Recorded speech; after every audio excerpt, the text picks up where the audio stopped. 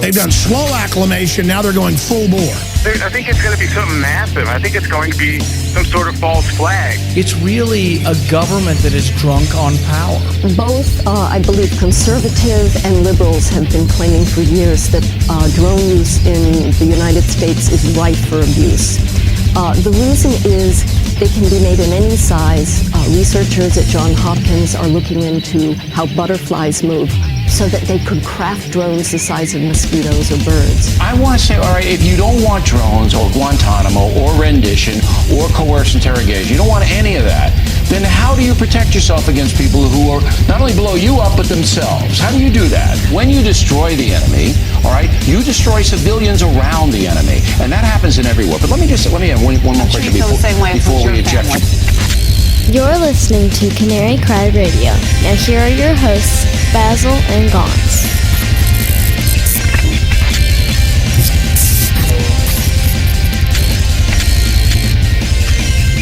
Hey everyone, and welcome to Canary Cry Radio. This is Basil. And I'm Gons, and we're here to talk about drones. Drones and all sorts of other stuff. Yeah, we'll get to that. We got an interesting guest today, but we will first talk about some other interesting things. You may have noticed that we posted something a little bit different on our RSS feed. A very special something. Yeah, are we going to switch off back and forth like we did in the thing? Oh, I don't know. I was just throwing in my 2 cents, just saying it was special. Well, it's called a flyby or flyby. Canary Cry Flyby. And what it is, if you haven't noticed it already, it's just a short little treat for you that we will be trying to do more often here, just to keep you satiated in between larger episodes. So go make sure to check that out. It's in the listen tab there. It's super easy to find. So go give that a listen and let us know what you think.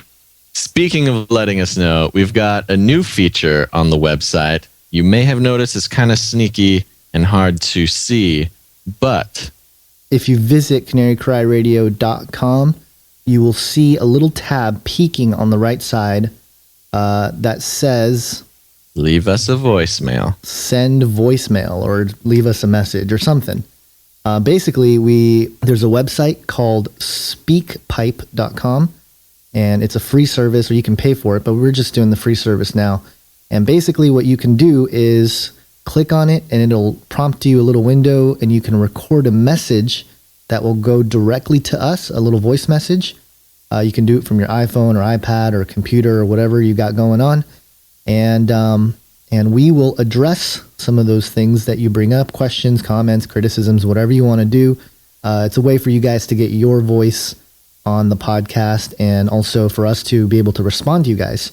But keep in mind that because we have the free account, we can only do 20 messages a month with a maximum duration of 90 seconds per message. So keep it short, keep it concise, and hurry up and go out there and leave messages before 20 other people do. Yeah.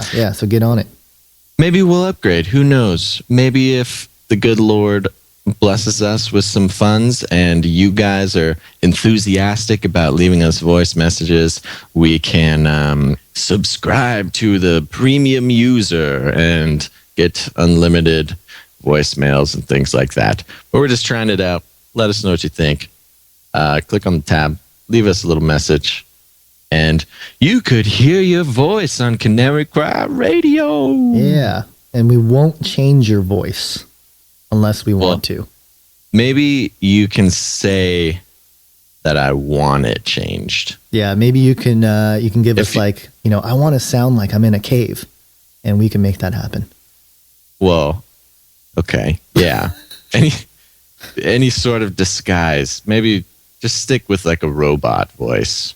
I don't know. Maybe we'll just make the option you can have a disguised voice or not. And, we'll leave it up to our creative discretion what to hide your voice as. And cool. You're just at the whim of our creative fancy at the time. Great. Okay, so moving on to some important things. technically we have two guests on tonight, and technically, it's more of we had a conversation with two other people. One of them is someone you all know as Tim Kilkenny, one of the co-hosts of Revelations Radio News.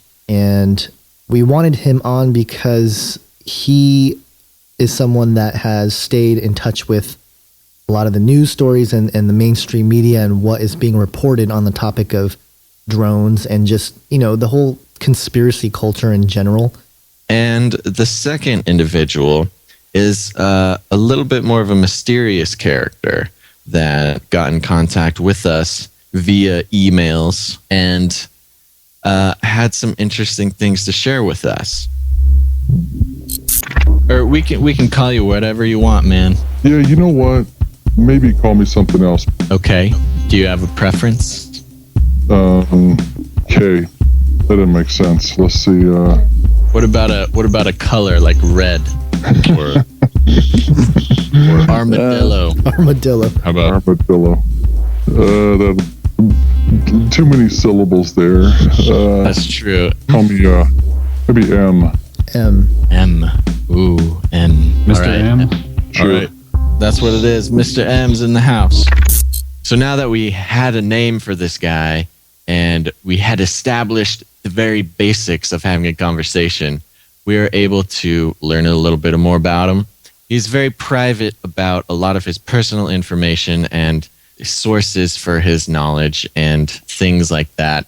So instead of us trying to bumble about and figure out how to explain him, we'll let him explain himself. Keep in mind that this conversation happened at about 2 a.m. his time. A general background, went to college, had no aspirations of doing what I've done today. It just kind of came across, joined the military, did some stuff in the military, got a lot of training, got a lot of experiences, saw a lot of things, did a lot of things, got out of the military, and basically, kind of work for the government now. That's the Reader's Digest version. All right, sounds good. Now, when you say you never planned to do what you did, is that just out of general, just going into the military as sort of a basic unit or infantryman was sort of the plan, and it just sort of led into your current and past positions through your abilities, or did it come through other, gifts that you had, or were you particularly apt at certain, parts of the job that suited you well for what you're doing now? Yes, to a lot of that. There's you have to take. There are some aptitude tests that you have to take, and even if you pass them, if you go into that area and they just kind of find out you're a knucklehead, they're gonna minimize your role.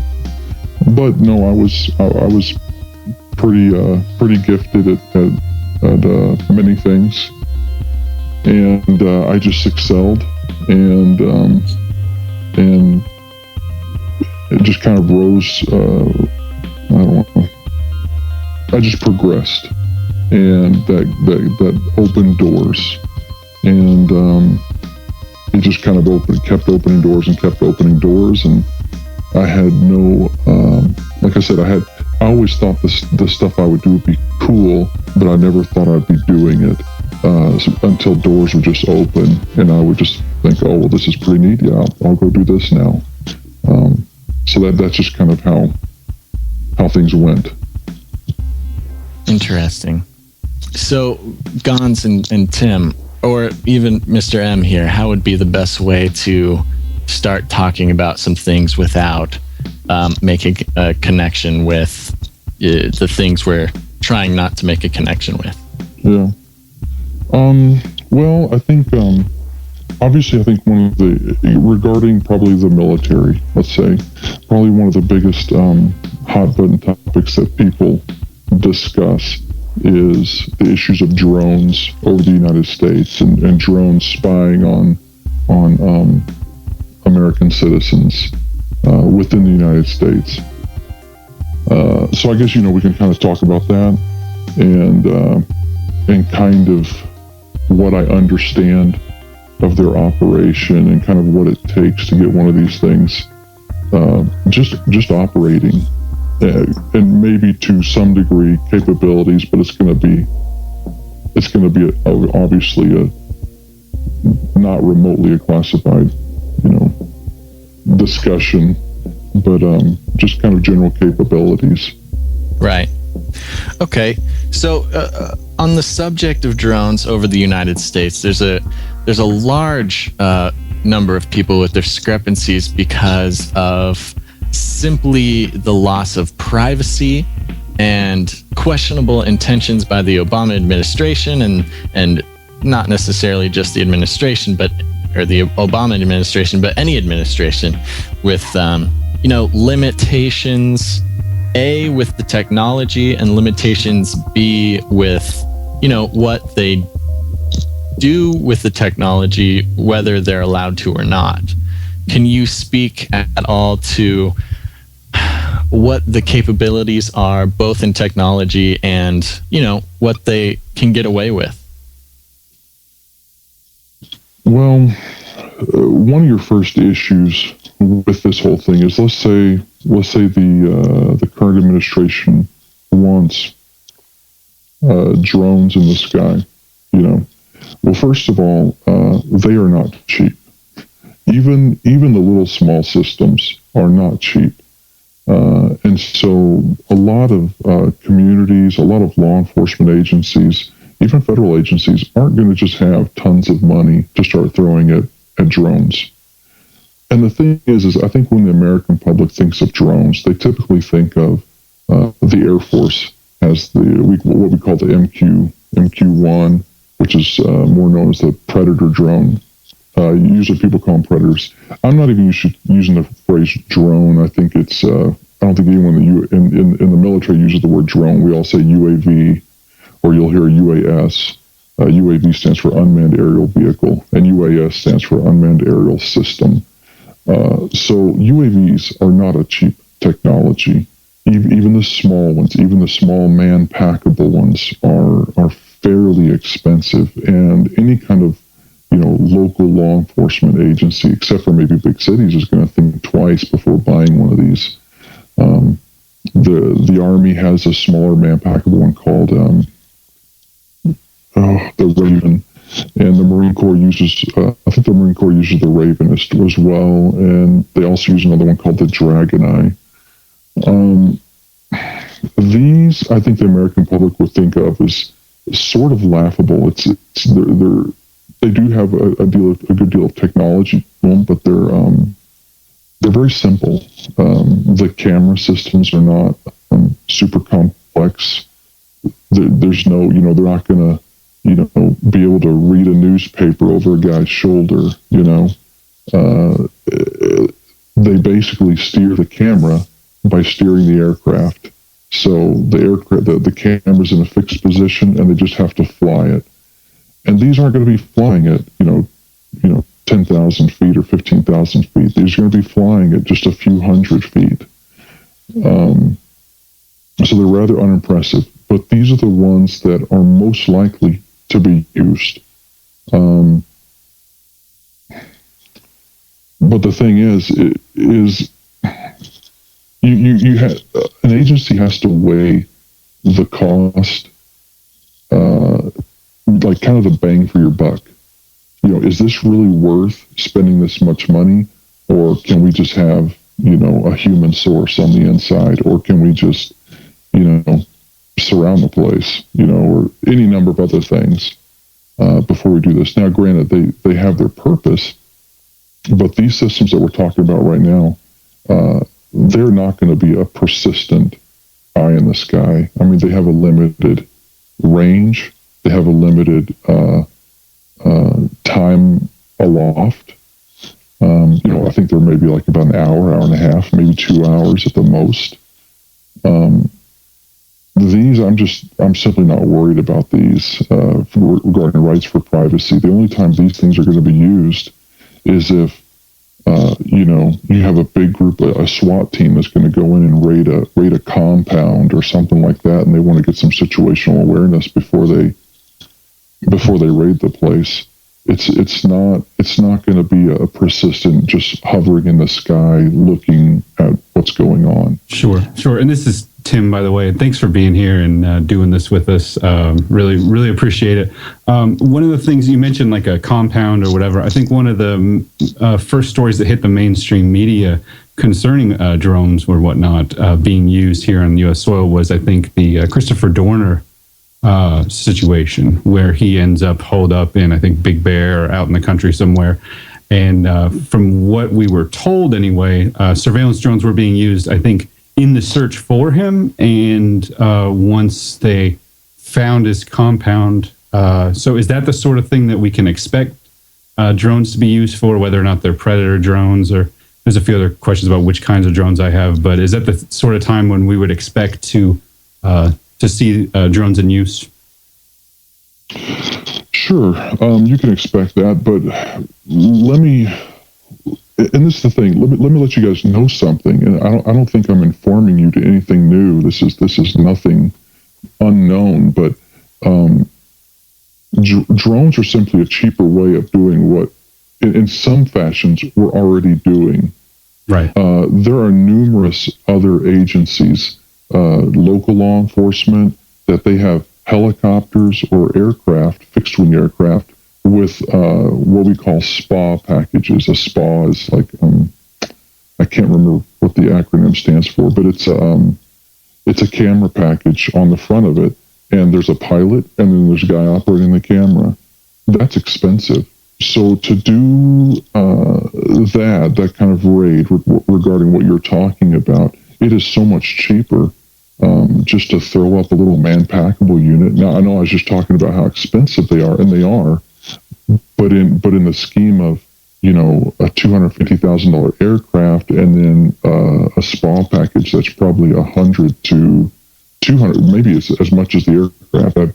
I've seen some camera packages that actually cost more than the aircraft. However, it is cheaper.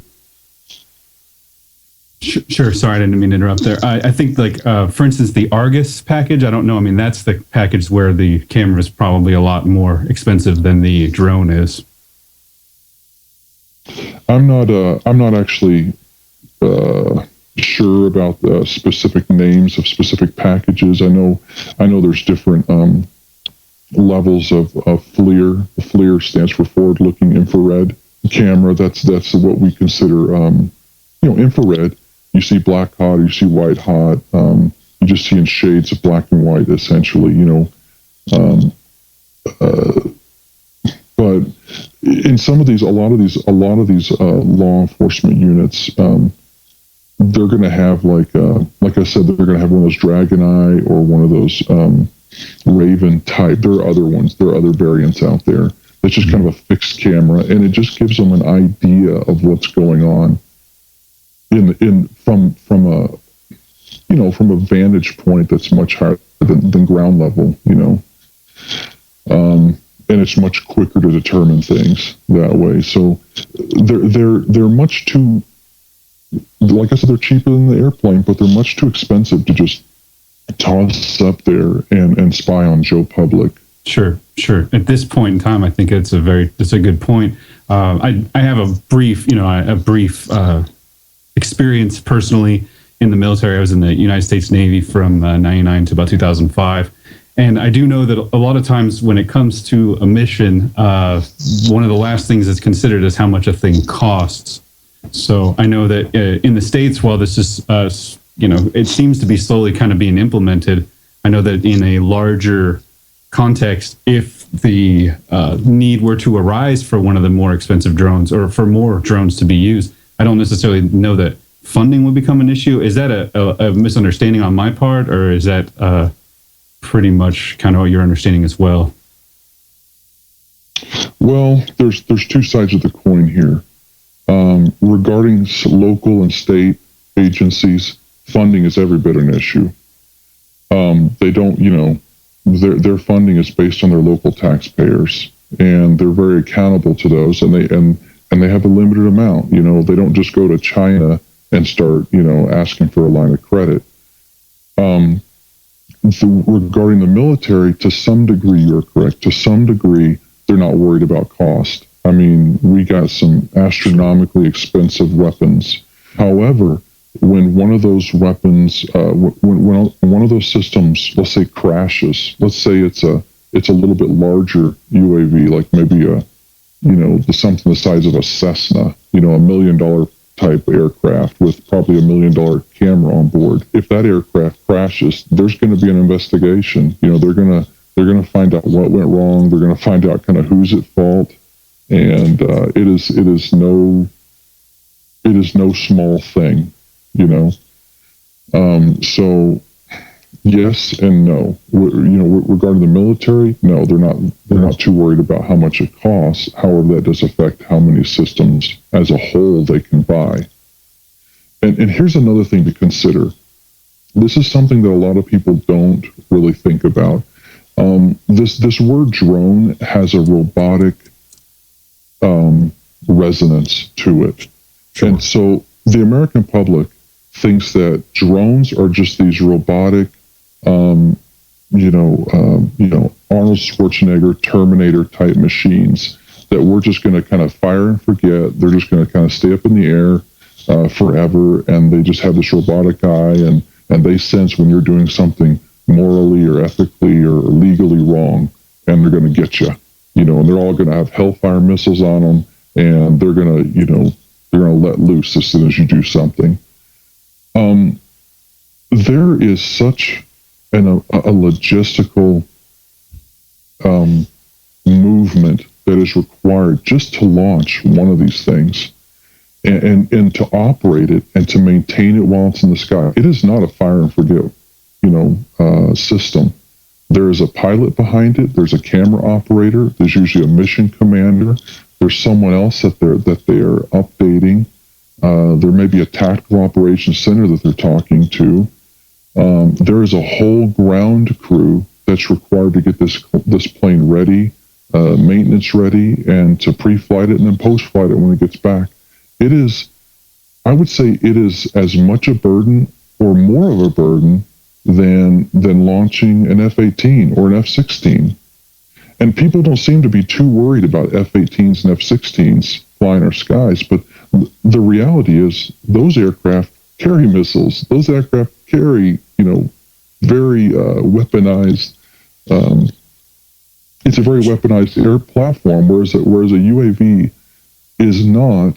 And it actually, even though there's not a pilot sitting in that aircraft, there are as many or more personnel in charge of making sure that airplane does not fall out of the sky.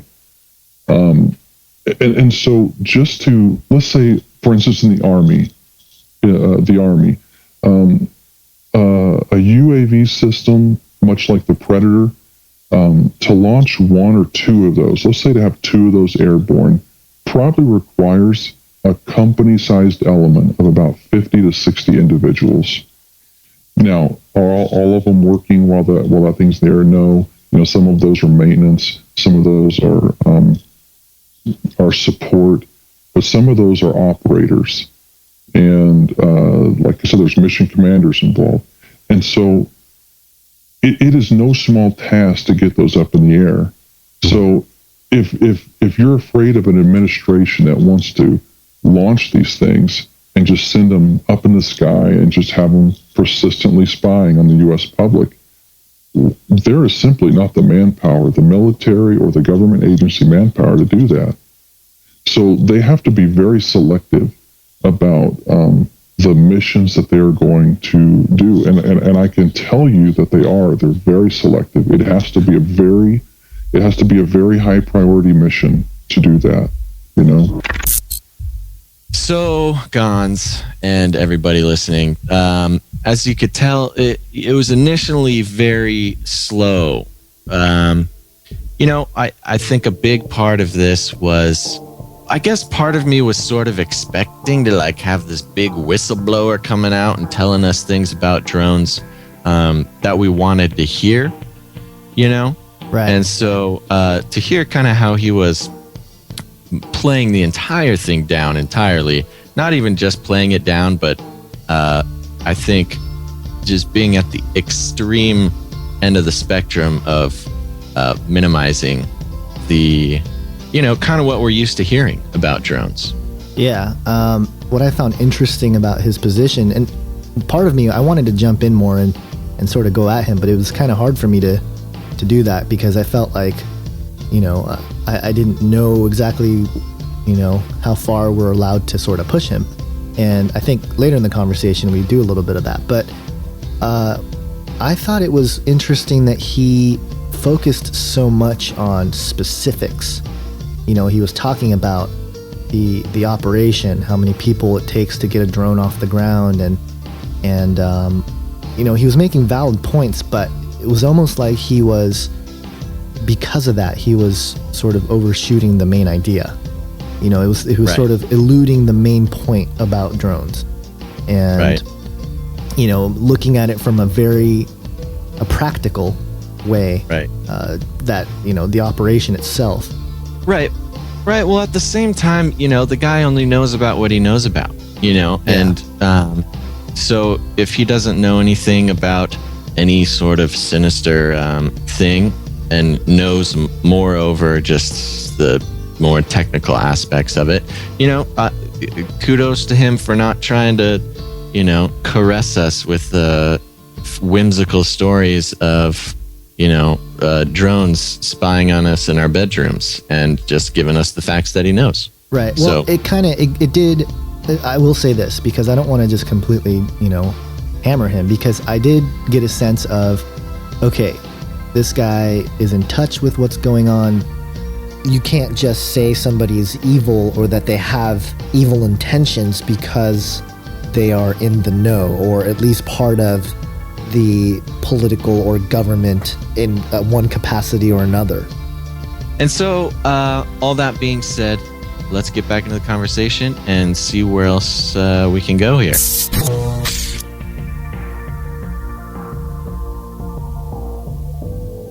Yeah, I was when I was in the Navy, I actually launched F-18s, off the flight deck of an aircraft carrier, which is a pretty expensive endeavor.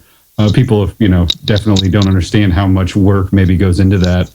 Definitely a valid point there. And I don't think people are necessarily as worried about the drones, carrying weapons or whatnot. We do know that, in war context that they definitely do. But here in the States, I don't think that's necessarily the case. I think most people aren't necessarily cool. I think the difference between the F-18s and the drone in the public mind, and I know the term drone is a loaded term, so unmanned aerial vehicle, is that it does disconnect the person from the situation to a screen. And even though we know that what's on a screen sometimes is real life, it's still not the same as being there. And I think that's the one thing that most people are concerned about, and fundamentally.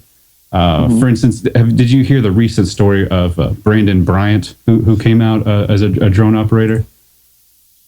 I briefly saw the YouTube clip, but I haven't watched it. I wanted to look at it, but I didn't get the chance to. You can go ahead and refresh me or tell me what it was about if you want. Sure. He's a drone operator that came out just a few weeks ago and said that he has taken part in more than 1,600 kills in Afghanistan and foreign wars, and was going to be given an award for having, amassed this many kills. And that was the point where it really started to dawn on him how brutal he had been. And somehow he stopped, he's decided to come out and say that he's against them now. I have some questions about his credibility in some ways, but on the other hand, it does bring up the question, when someone's disconnected from the platform. I know that you can't speak to like a wartime, you're speaking more about domestic surveillance, but it does, contain some disconnect that can make it easier to make decisions that you may not make in person. And I think that might be the main concern that people have. Is that do you understand that kind of sentiment, or is that kind of off base in your opinion? No, I very much understand it. It's here's the thing, though. Combat nowadays is vastly different. It's vastly less personal than it was even 200, maybe 300, 400, before gunpowder, before the invention of gunpowder. War was much, much more personal. You had to get up close and personal. The arrow was the longest distance, pretty much weapon that they had. That was the least personal weapon they had back in that day. Nowadays, it's the rifle. And I would argue, granted, different soldiers or Marines or sailors would handle it differently. A kill. Looking through a scope, maybe it might affect some guy. Maybe another guy's like, I'm just pulling this trigger, and that guy dropped. But if you put a knife in that guy's hand and you put him in man-to-man combat with that individual, it is going to be a much more stressful and a much more violent interaction. And so, yes, if you remove yourself even a little bit, a step further with a UAV, it is less personal. Even recently, there was the case of a guy came out, said that he had, or came out the military, said he had post-traumatic stress disorder. And he was just he was a drone operator, which was, it definitely does not only take a toll on the individual affected by the drone directly, but even the user. So it's just such an interesting position we find ourselves in. And you also mentioned, and rightly so, over the last few hundred years, there's been a development from sword, face-to-face combat to further and further away. But even in the last 500 years, up until the last 10 or 50 or so, most of probably actually to the last 100, most of the technological advancements would only keep you a couple hundred feet away until, of course, planes were invented, and then it's a few miles away. But now it's literally half a world away. And I just think that the further that distance gets, the more troubling. Now, this is a different context than you can maybe talk to, because we're trying to focus on the domestic side of things. But anyway, I think that's a lot of people's concern. It's just the disconnect. But anyway, I think you're kind of saying that in the United States, it's not going to be massive drones. And I totally understand your point. It's very expensive and whatnot. But do you see the possibility for an increase in drones in the future, where they could become cheaper? They can actually save money and manpower to use them, or do you see that possibility developing in the future? It's possible. The thing is that there's issues with FAA and piloted manned aircraft, because those pilots at this time are very nervous about an unmanned aircraft sharing the same piece of sky as them, because they feel the unmanned aircraft cannot see them, and so for them it's a safety issue. They have no idea what that UAV is going to do, because quite frankly, most UAVs are essentially instrument flown aircraft. They don't, I know the Predator has a forward-looking camera, but it's not as good as a pilot with his head on a swivel, just looking around, getting good situational awareness, and that's something that they really deconflict over in theaters such as Iraq and Afghanistan. There's a whole system of deconfliction over there, and I think they're probably going to be implementing that kind of system here. But still, if you're going to have a lot of UAVs up there, the FAA, rightly so, is concerned that they want to make sure that those things don't start falling on houses, because sometimes things go wrong.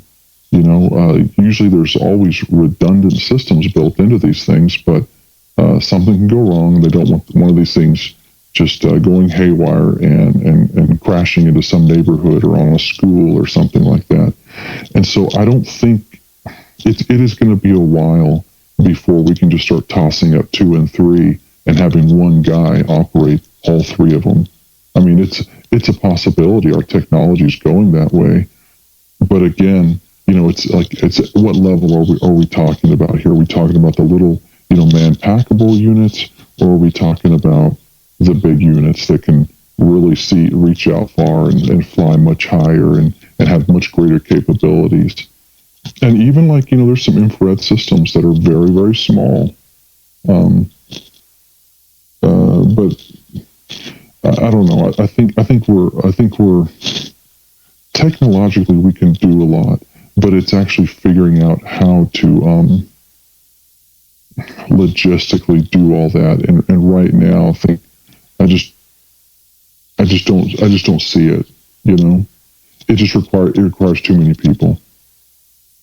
Well, that's an interesting thing you bring up there, because we've been fed some different types of stories from the media, and it seems like the kind of frenzy that's going around in the media is that we should be fearing drones, and this is a really an issue that we should be concerned about. So what do you think about the whole media frenzy in general? Do you think it's just the media playing it up because they need something to talk about? Is there any truth in what they talk about or they share as far as the information regarding this technology? Or is it just complete, is it just a big stage and they're just using something that they know is controversial enough to get hits on their website or, get people to listen to their shows and whatnot? I think that's exactly it. I do understand the American people's concern about the rights of privacy. I get that. I like my privacy, but I think it's just I don't want to say it's I don't know. It's almost like propaganda, sort of. I hesitate to use that word, but it's I think it's kind of like they're trying to feed you fear. Hey, be afraid of this right now. Be afraid of this. Even though we're not remotely there. I mean, what they have piped up in the American public's mind is not that's not where we're at right now. We just don't have that massive capability, So I think some of it is just trying to it's just to give you some kind of news. It's maybe to try and say, hey, fear this. Just like there's so many news stories out there today that are just so worthless.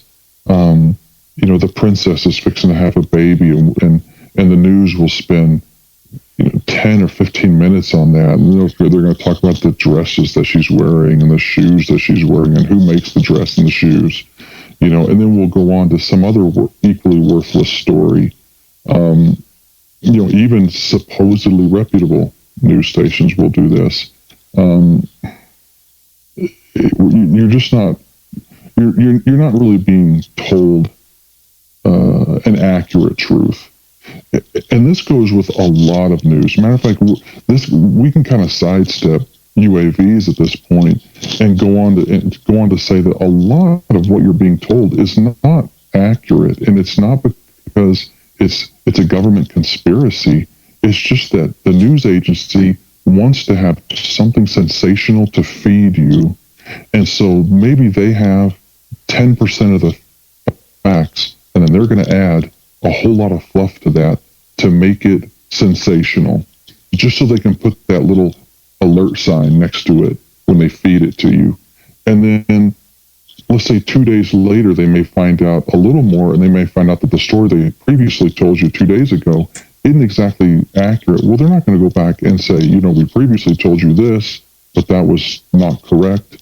We now know this. No, they don't tell you that. I was going to say, that's a propaganda technique that we often talk about on my show, and that's keeping the public confused and focused on matters that are not at all pertinent to their lives or that are, important globally. And there are many that, you can dig into alternative news sources and other places to go for news that you will never get on the mainstream news networks. But thank goodness, hardly anybody's watching the mainstream news anymore. They have abysmal ratings, so it's definitely interesting to watch.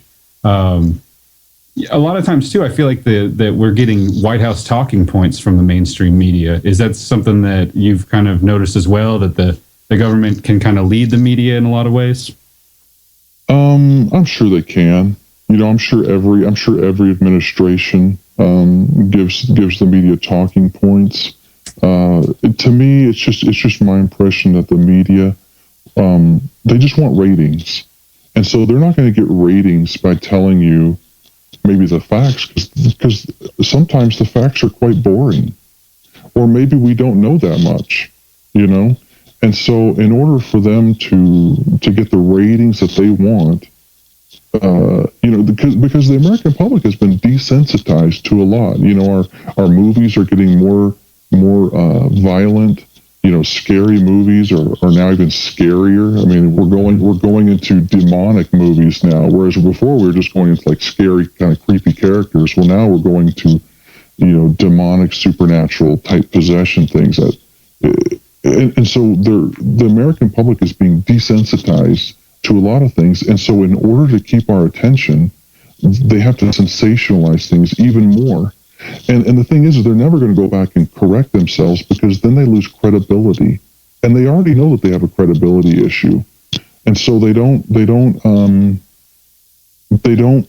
draw attention to that. They just keep, as soon as you start talking, they just shove another spoon in your mouth. Sure. But isn't it possible in a lot of ways that the media is leading us and helping us to accept things? Like, for instance, do you remember the movie? It's an old movie. It's probably 15 years old now. It came out in 1998. It was Enemy of the State with Will Smith.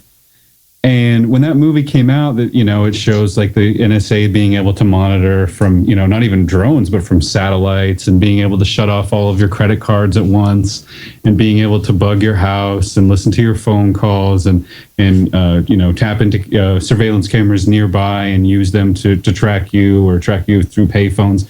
That was a movie that when it came out, everybody said, "Oh, this is quite fanciful. This is quite a conspiracy theory."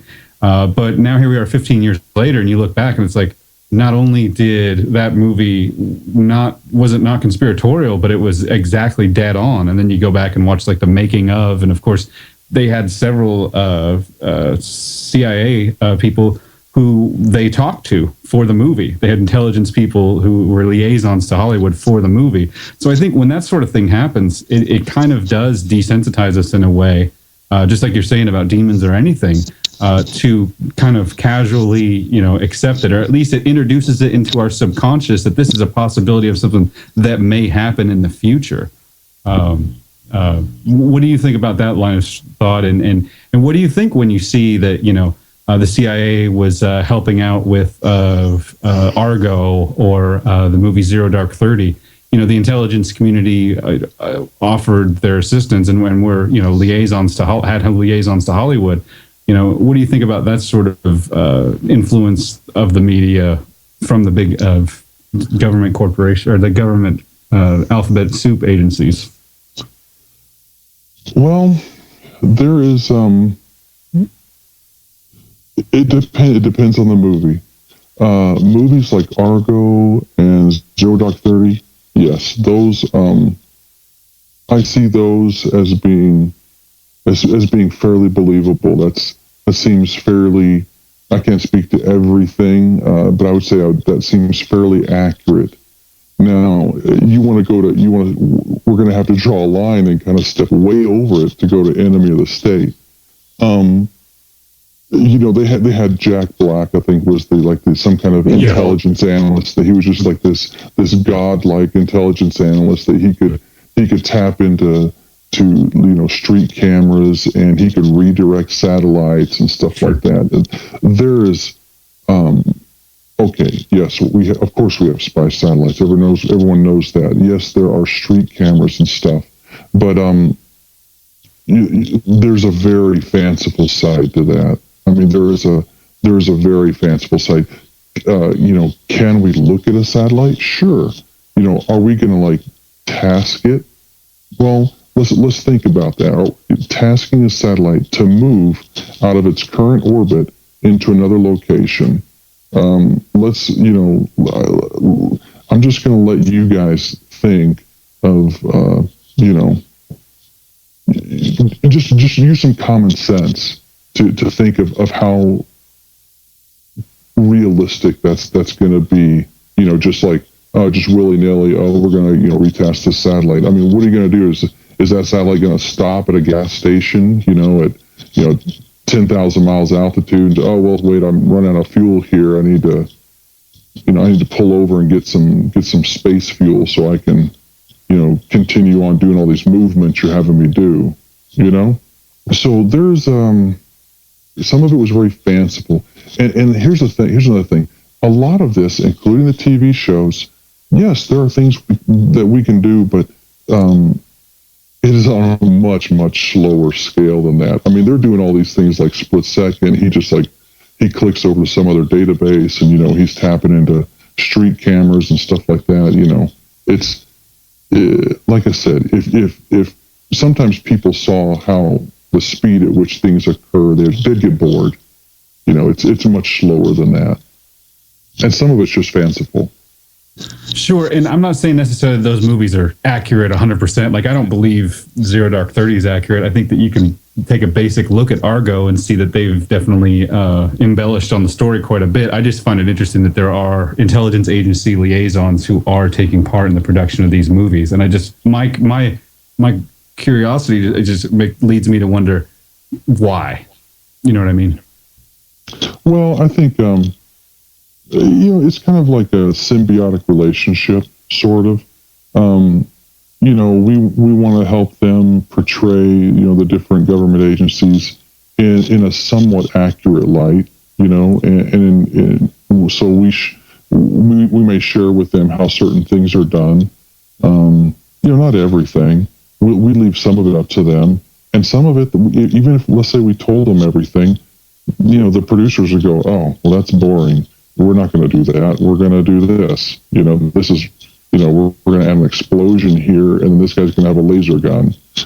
So that's much more exciting." Couldn't one be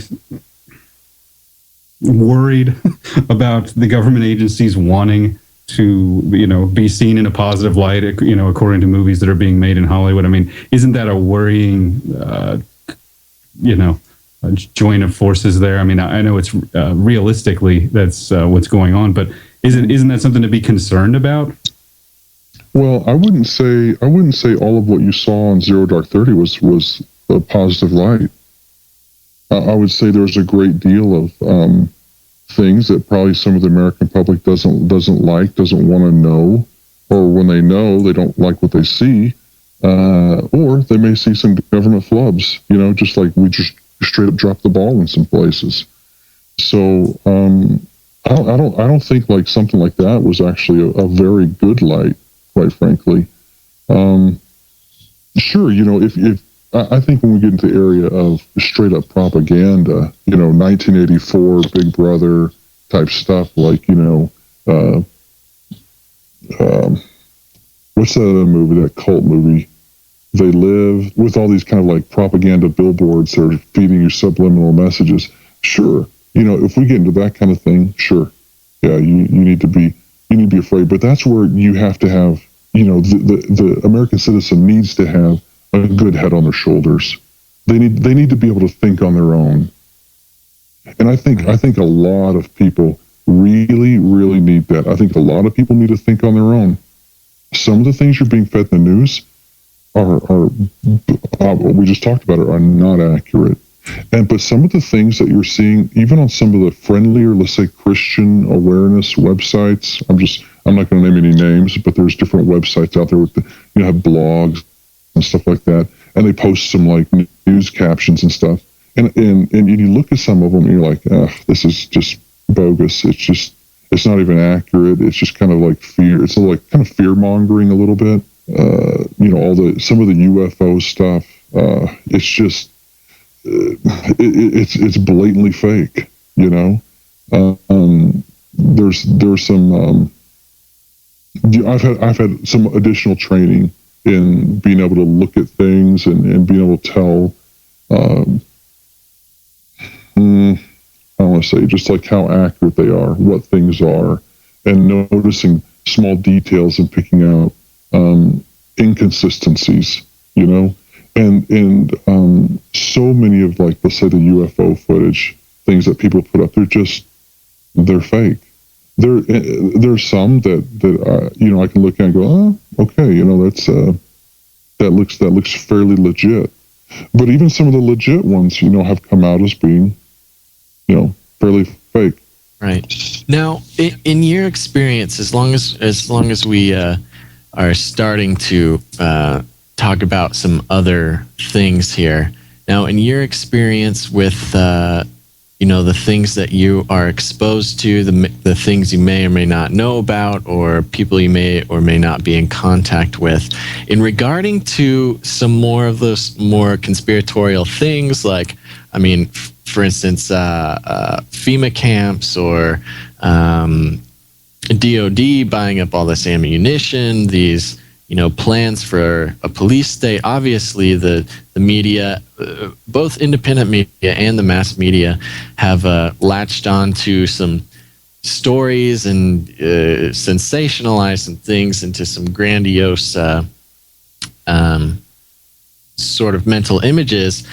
But are you able to speak to how much of that is legitimate, or how much of that, you know, what has been grabbed, sort of manipulated, or what has been blown out of proportion? Are there some things like that you're able to speak to? Yeah, I can address some of those. I'll get a couple out of the way that I just simply don't know anything about. The FEMA camps, I know nothing about those. I haven't seen any. You know, I've seen probably the pictures online that everyone else has seen, the large disposable coffins, like the four-person coffins stacked, you know, 10 feet high. At least that's how people describe them. I have no idea if that's what they are, you know, where these things are at. I have no knowledge of that, so I can't even speak to it. Regarding let's say the ammunition, we'll start there. DHS put out a contract to buy something. I can't remember how many. It was like 1.5 billion rounds, and then it got upped to, like, I don't know, now it's around 2 billion or something like that. And then a lot of people start making a big hubbub about, oh, these are hollow point rounds. Not even in the Geneva Convention can our soldiers use hollow point rounds. Well, okay. Unfortunately, even these people that are, it's like they're trying to make the Americans citizenry aware, but they're getting their facts. Again, they're getting their facts mixed up. The military has a different mission than American law enforcement, and even their weapons are different to some extent. And here's why. Well, first of all, let's go back to the ammunition. Okay, so DHS orders all these rounds. Yeah, that's a lot of rounds. That is just a ton of rounds. The thing is, though, is they didn't ask for them all to be made at once. You know, they didn't ask for 2 billion rounds right now. They basically just said, we want 2 billion rounds. We get the contract for this, and we want this many right now. Like let's say they said, we want 250 million. We want 300 million rounds right now, and then, you know, in the future, next year we may come back and ask you for another 350 million. And whenever we ask you for them, we are your number one customer. You drop all your other orders and you start making bullets for us. Okay? So they're not getting 2 billion rounds right now. Number two, most of these rounds are going to be 40 caliber, 9mm pistol rounds.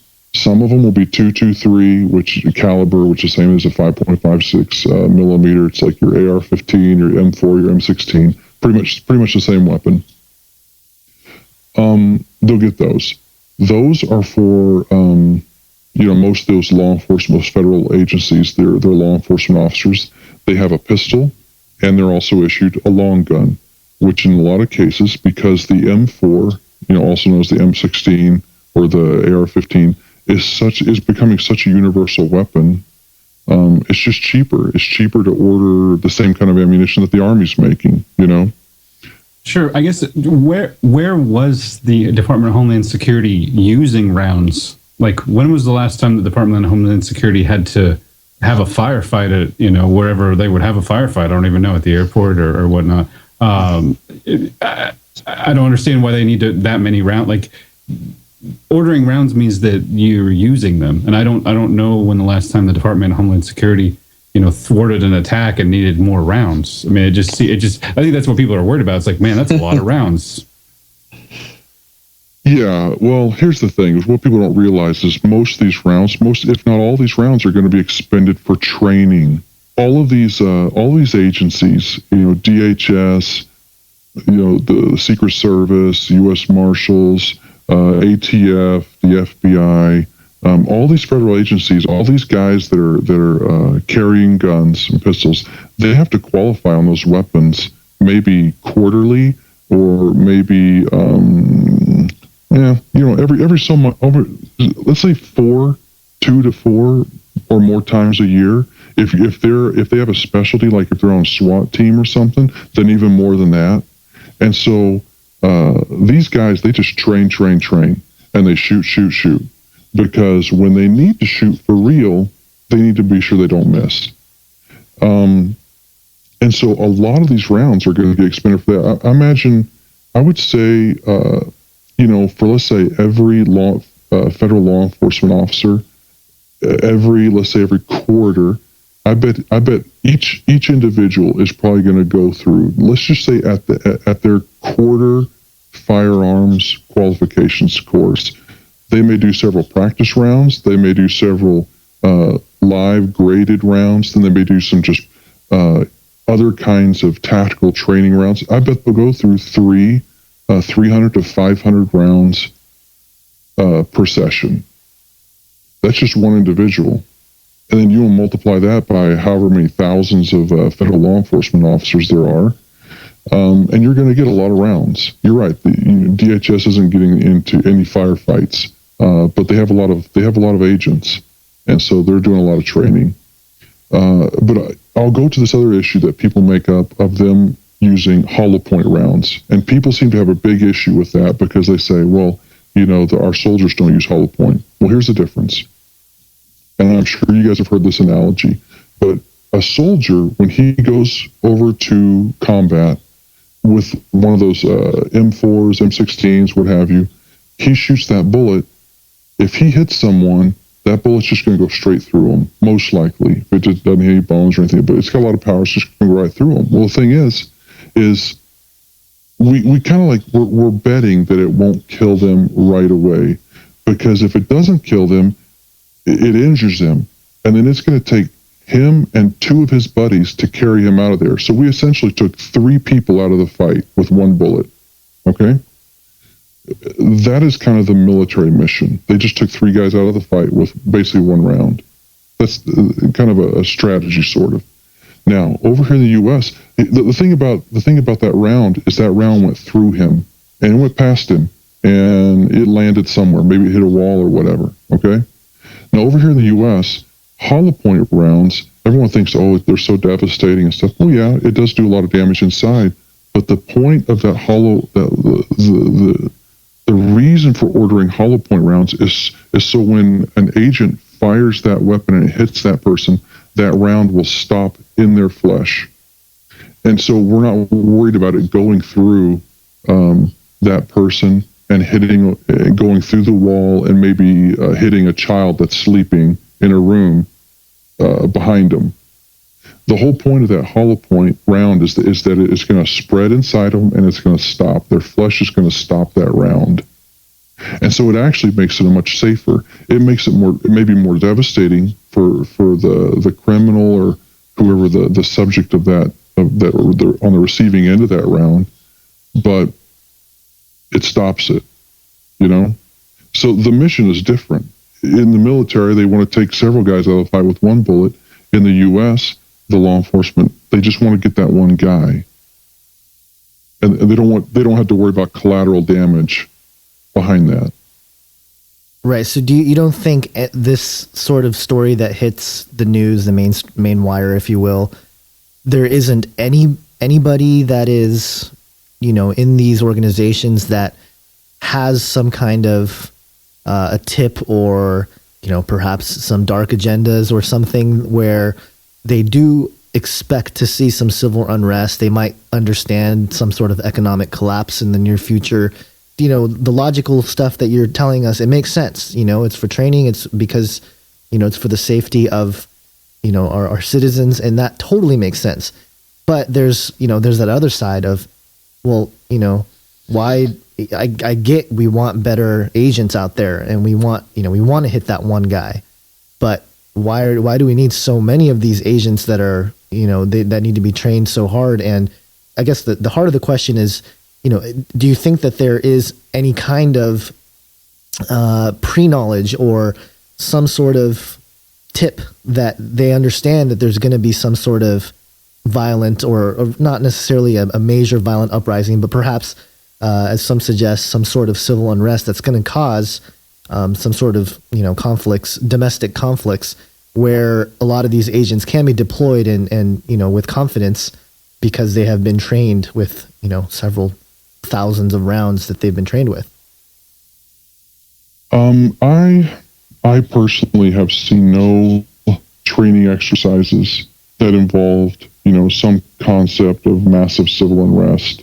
If I've ever heard of them in the past, it was typically like a general, like, we're going to train for this because it was a locale that did have to deal with that. Like, for instance, the Oakland, California Police Department, are they going to deal with civil unrest on a regular basis?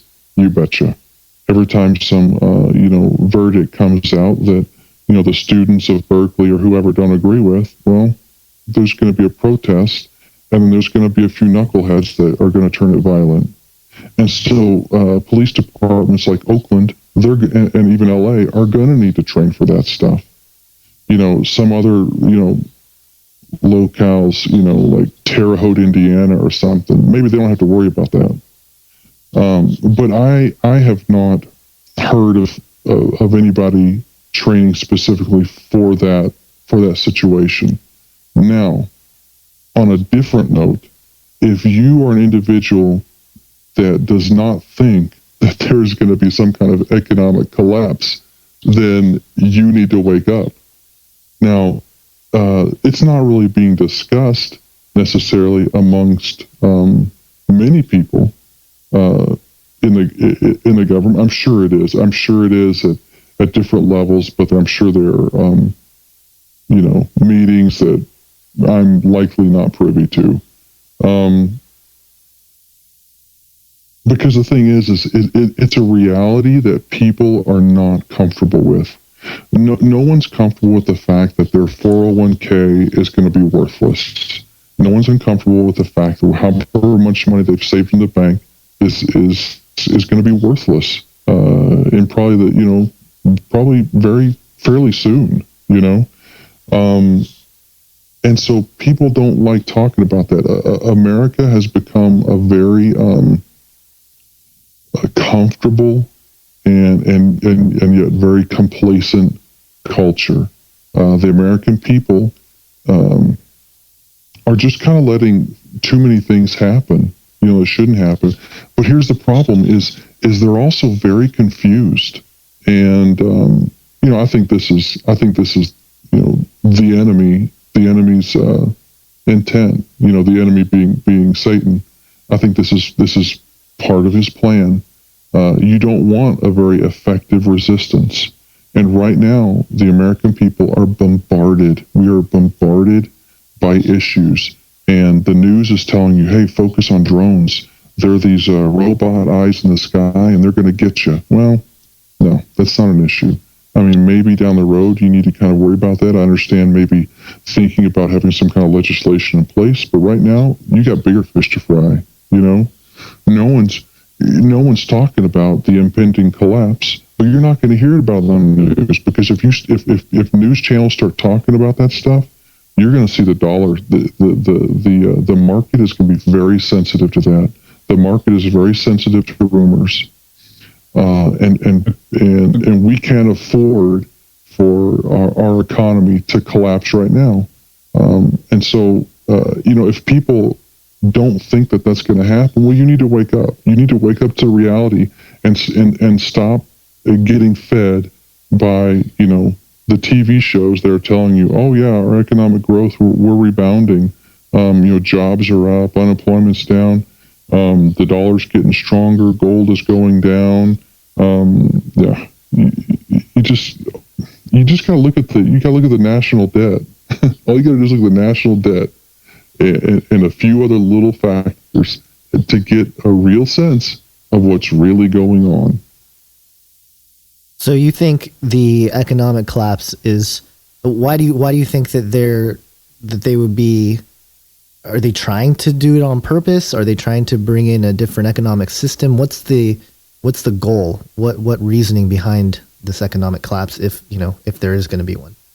Well, again, this is something I have no direct knowledge of. I would just be kind of speculating based on indicators that I see that just pretty much everybody can see. I mean, anybody can go and look at these things, but it doesn't take a genius to figure out that if the president comes on the TV and he says, folks, we are in serious financial straits. Our debt is astronomical. We can't pay this back. We're kind of artificially holding up the economy right now. We're doing a few things. We're just incurring more debt to do it. The government, we're buying our own bonds. We're printing money like it's going out of style.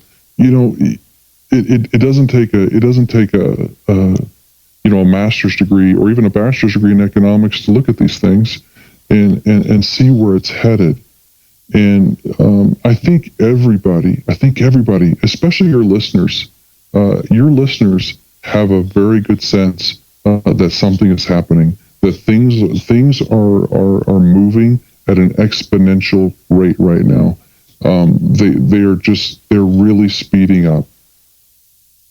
And I think they're really getting a sense that there's a lot of stuff that we just simply haven't been told, even by our churches. Our churches don't even get a lot of this stuff. Your churches don't even tell you this stuff.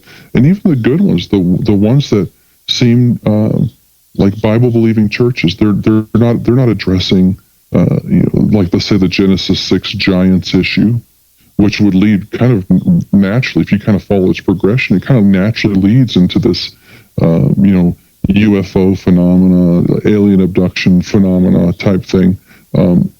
Even churches are not talking about this stuff, and everybody that is very fringe. You must be a whack job if you're talking about it.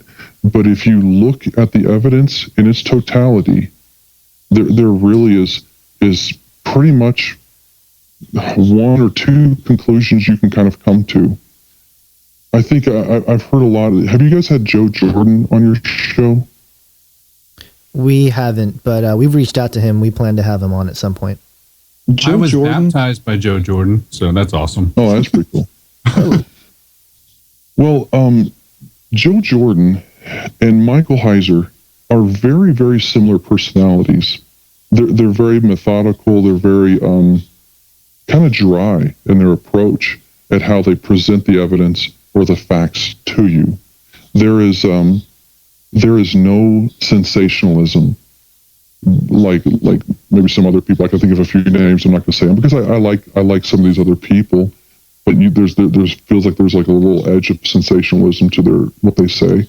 But Joe just presents it, and he just says, here's what I've seen. Here's where the evidence goes. Here's what's happened, and here's the result. And I like him for that. There's a couple other people I really like. But it's the same thing. You look at the preponderance of the evidence and where it leads you, and you kind of make up your own mind. Now let's take a pause right here, because what he's saying and the way that he downplays a lot of the government's actions or so-called plans, it's really interesting to hear, because things like this ammunition story make up a big chunk of the worldview that I think a lot of us have come to accept about what the government is planning or doing and how that fits into the whole big conspiracy. I'm not surprised that he downplayed it. I'm not convinced of his explanation for it. He says there's no evidence that he sees for it, but I don't know if he's looked into all the evidence that's presented by the people that have actually looked into the various conspiracies and stuff that goes on, you know? Right. And he might just not be in the position to be in the know about things like that, or who knows, maybe this is the official story about it, or who knows, maybe he is giving the whole truth and nothing but the truth. So that'll be something for all of us to decide on our own. So keeping that in mind, we'll get back to the conversation with Mr. M. Touching on some of the supernatural topics here, with your experience in the field that you were in, did you run into or hear about any of the Men in Black, or, you know, some of these more, like you say, sensationalized accounts of or encounters that people have reported or have told stories about their experiences? What do you think is going on there? Is there any truth to it? Is there, you know, is this just more spinning going on with some of the alternative media, or are there real, you know, do you think, based on your experience, there are, for lack of a better term, some sort of interdimensional entities that are in communication with some of our higher levels? Or is this, you know, is the truth really stranger than fiction, or is it just more sensationalization? Well, there's again, there's a whole area that I have no experience with regarding some of these things. I have an idea that I think the truth is going to be stranger than fiction. I think it's going to be mind-boggling. And again, like I think everyone, most of your listeners understand the concept of the lie, the great deception. Again, the preponderance of the evidence leads me to believe that is going to play into the great deception. I think there are a few major events that are going to have to occur first in order for them to be brought on the scene. When you say they, are you referring to, what are you referring to? I'm going to refer to, I'm going to call them interdimensionals, because I don't think they're not, you know, extraterrestrials from another planet or another planetary system. I think it's a satanic deception. You know, let's go to its lowest common denominator. Let's just say sleep paralysis of some matter. I think it's still whatever they're being told in a spiritual sense is a satanic deception. But let's say there's some reality to it. You know, some other dimensional reality to it. It is still a satanic deception at that. But you know, in the areas in where I work, I haven't heard anything. You know, I think if there are any kind of, let's say, you know, response crews to UFO crashes or let's say Men in Black type things, I think it's, you know, it's an agency unto itself. I don't think they need to rely upon any, you know, government agency to help it out. Quite frankly, I think it's too far developed. Maybe in the earlier days, you know, there might have been, you know, in the 40s, 50s, 60s, maybe they needed some kind of interagency kind of cooperation. But now I don't think they need that. You know, I mean, if you read any of the books, let's say, what's his name, Dr. David Jacobs, you guys aware of him? Yeah. I really am not sure where he stands religiously. You can't even really tell. He doesn't seem to swing one way or another. He just seems his research seems very secular, very very, in my opinion, fairly unbiased. He's actually fairly embarrassed about what his findings are because he knows how outrageous it sounds. But even he, has tracked this phenomena of, let's say, of alien abductions over a length of time. And some people may find his research of hypnosis to be somewhat I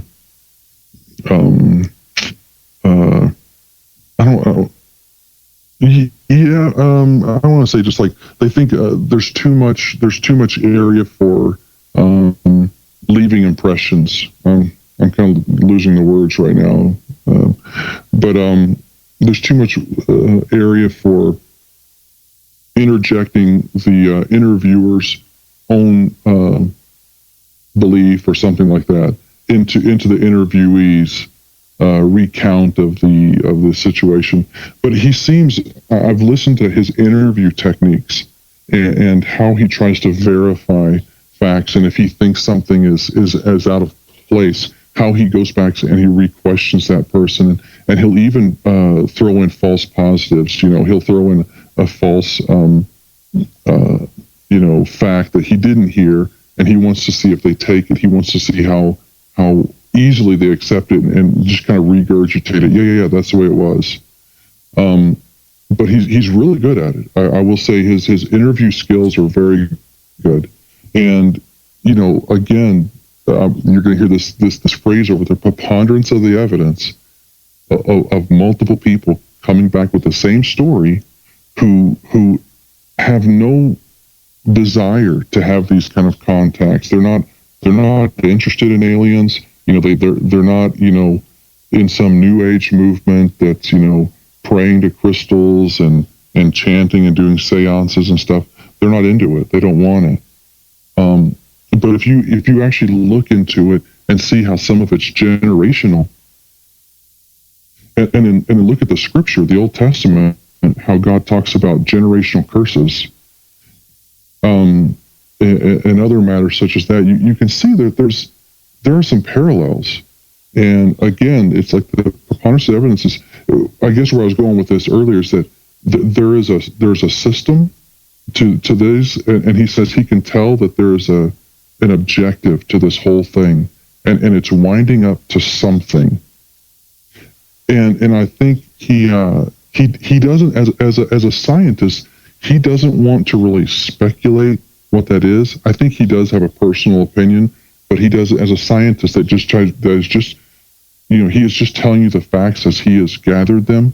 He doesn't want to speculate as to what he thinks that end is. But I think if you're a Christian that is knowledgeable of Scripture, that's knowledgeable of the things that are going on, I would refer to like the books of Daniel and the books of Revelation, but there are, quite frankly, there's so many other books in the Bible that are prophetic in nature that speak to likely where we are headed. Well, absolutely, yeah. I think all of us would agree with you on that. Dr. David Jacob, for the listeners who may not know, he was a UFO researcher, and he seems to have come to a place where he believes that there's some kind of hybridization program going on. If I'm not mistaken, that's kind of where he's leaning towards with some of the research he's done, which again, some people reject. Some people say it's purely a spiritual, psychological deception. Others say it's really happening. The accounts of women holding their hybrid child, and having them, needing her to touch the child for it to live, and the various cases like that. But real quick, what knowledge do you have, or what can you tell us about some of the black operations? We've heard about them, documented, some unclassified documentation from, Paperclip to all sorts of stuff, Project Bluebeam and the more popular ones. But is that kind of thing still going on today? And if it was, would you, in your position, be privy to it, or do you think that they're trying to keep it hush hush? Do you think it's going on at all?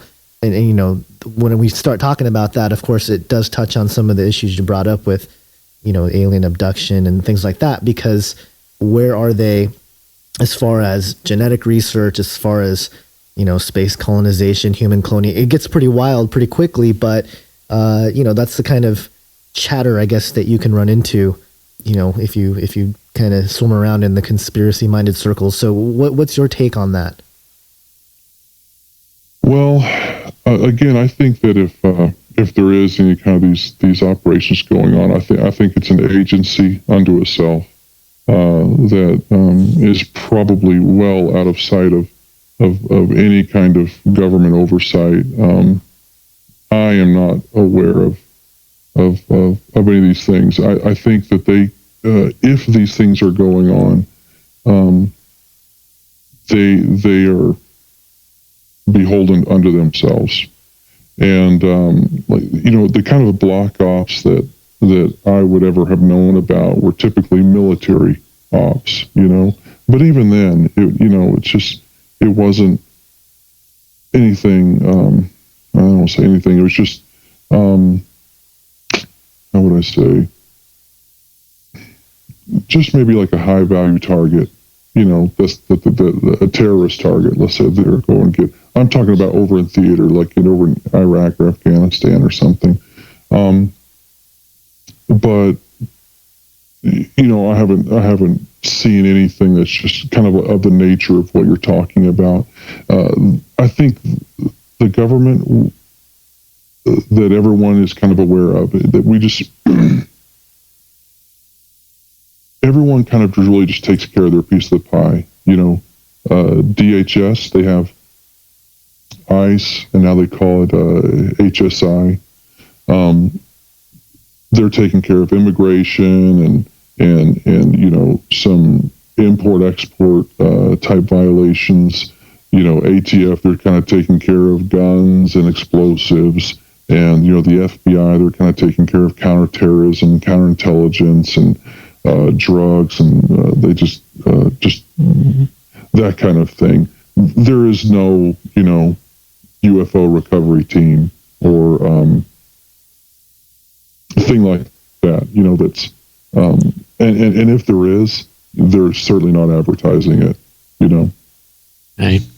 On the subject of terrorism, a lot has been happening lately, whether it be Boston or one of any number of shootings or things like that. There's a lot of talk about false flags or things like that. Even maybe not per se aid or anything. But there's a lot of talk about intentionality with the government, to sort of lead on a police state or to help crack down with legislation or something like that. Are you able to speak to that in any way from where you stand in your position? Well, agencies like, let's say, HSI, let's say the investigative agencies, HSI, also formerly known as ICE, ATF, let's say the Secret Service, the FBI. This is going to go against a lot of people's belief set, and this is basically just because they've been ingrained this way with the movies, and maybe even, let's say, the J. Edgar Hoover era of the FBI. It is not in those agencies, I want to say, DNA to make up investigations or to spend a lot of time spinning their wheels, creating fake evidence, chasing down people who they know didn't do anything wrong. It's just not in them. Them and their investigators really can only chase down predicated criminals or predicated terrorists, and there are so many levels of oversight and authorization that they have to go through just to look into someone, just to investigate someone. And so when you get to the level of going and arresting someone, the amount of probable cause that those investigators have is fairly overwhelming. Not all agencies, like different agencies are different. You know, the kind of the way HSI.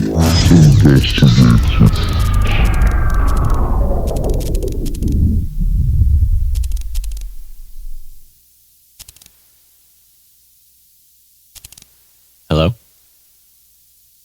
Guys? Gons? Hello?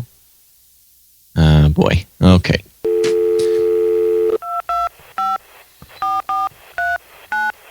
You have a really long phone number.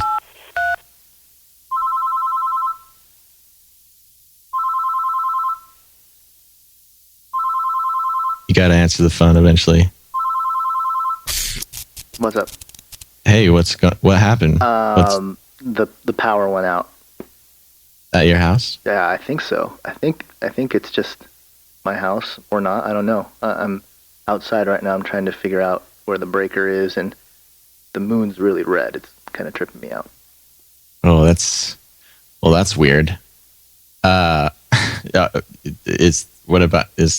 Is all the power out for your neighbors? Yeah, or? it's all the power. The only power I have is in my phone right here. That's it.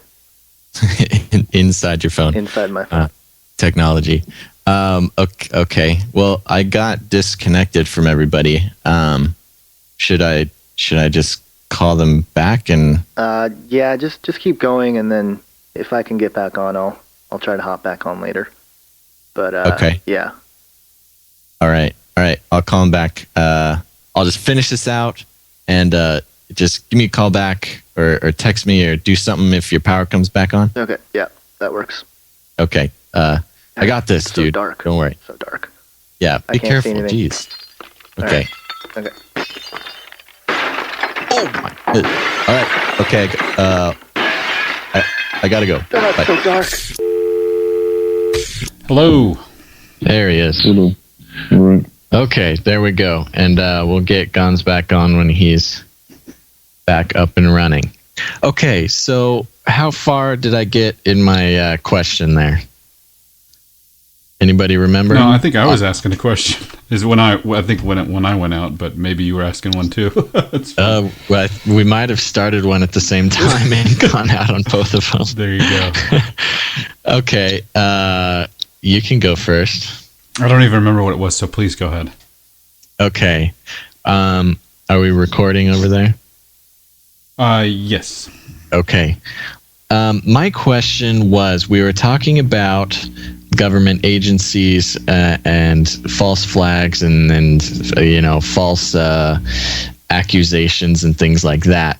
One of the most recent, most memorable ones, I think, in my opinion, was the James Holmes case, the Dark Knight shooter, and the suspiciously close proximity between the attack and the small arms UN deal going on, and the conspiracy where the man that they had wasn't necessarily James Holmes, and there's side-by-side pictures and things like this.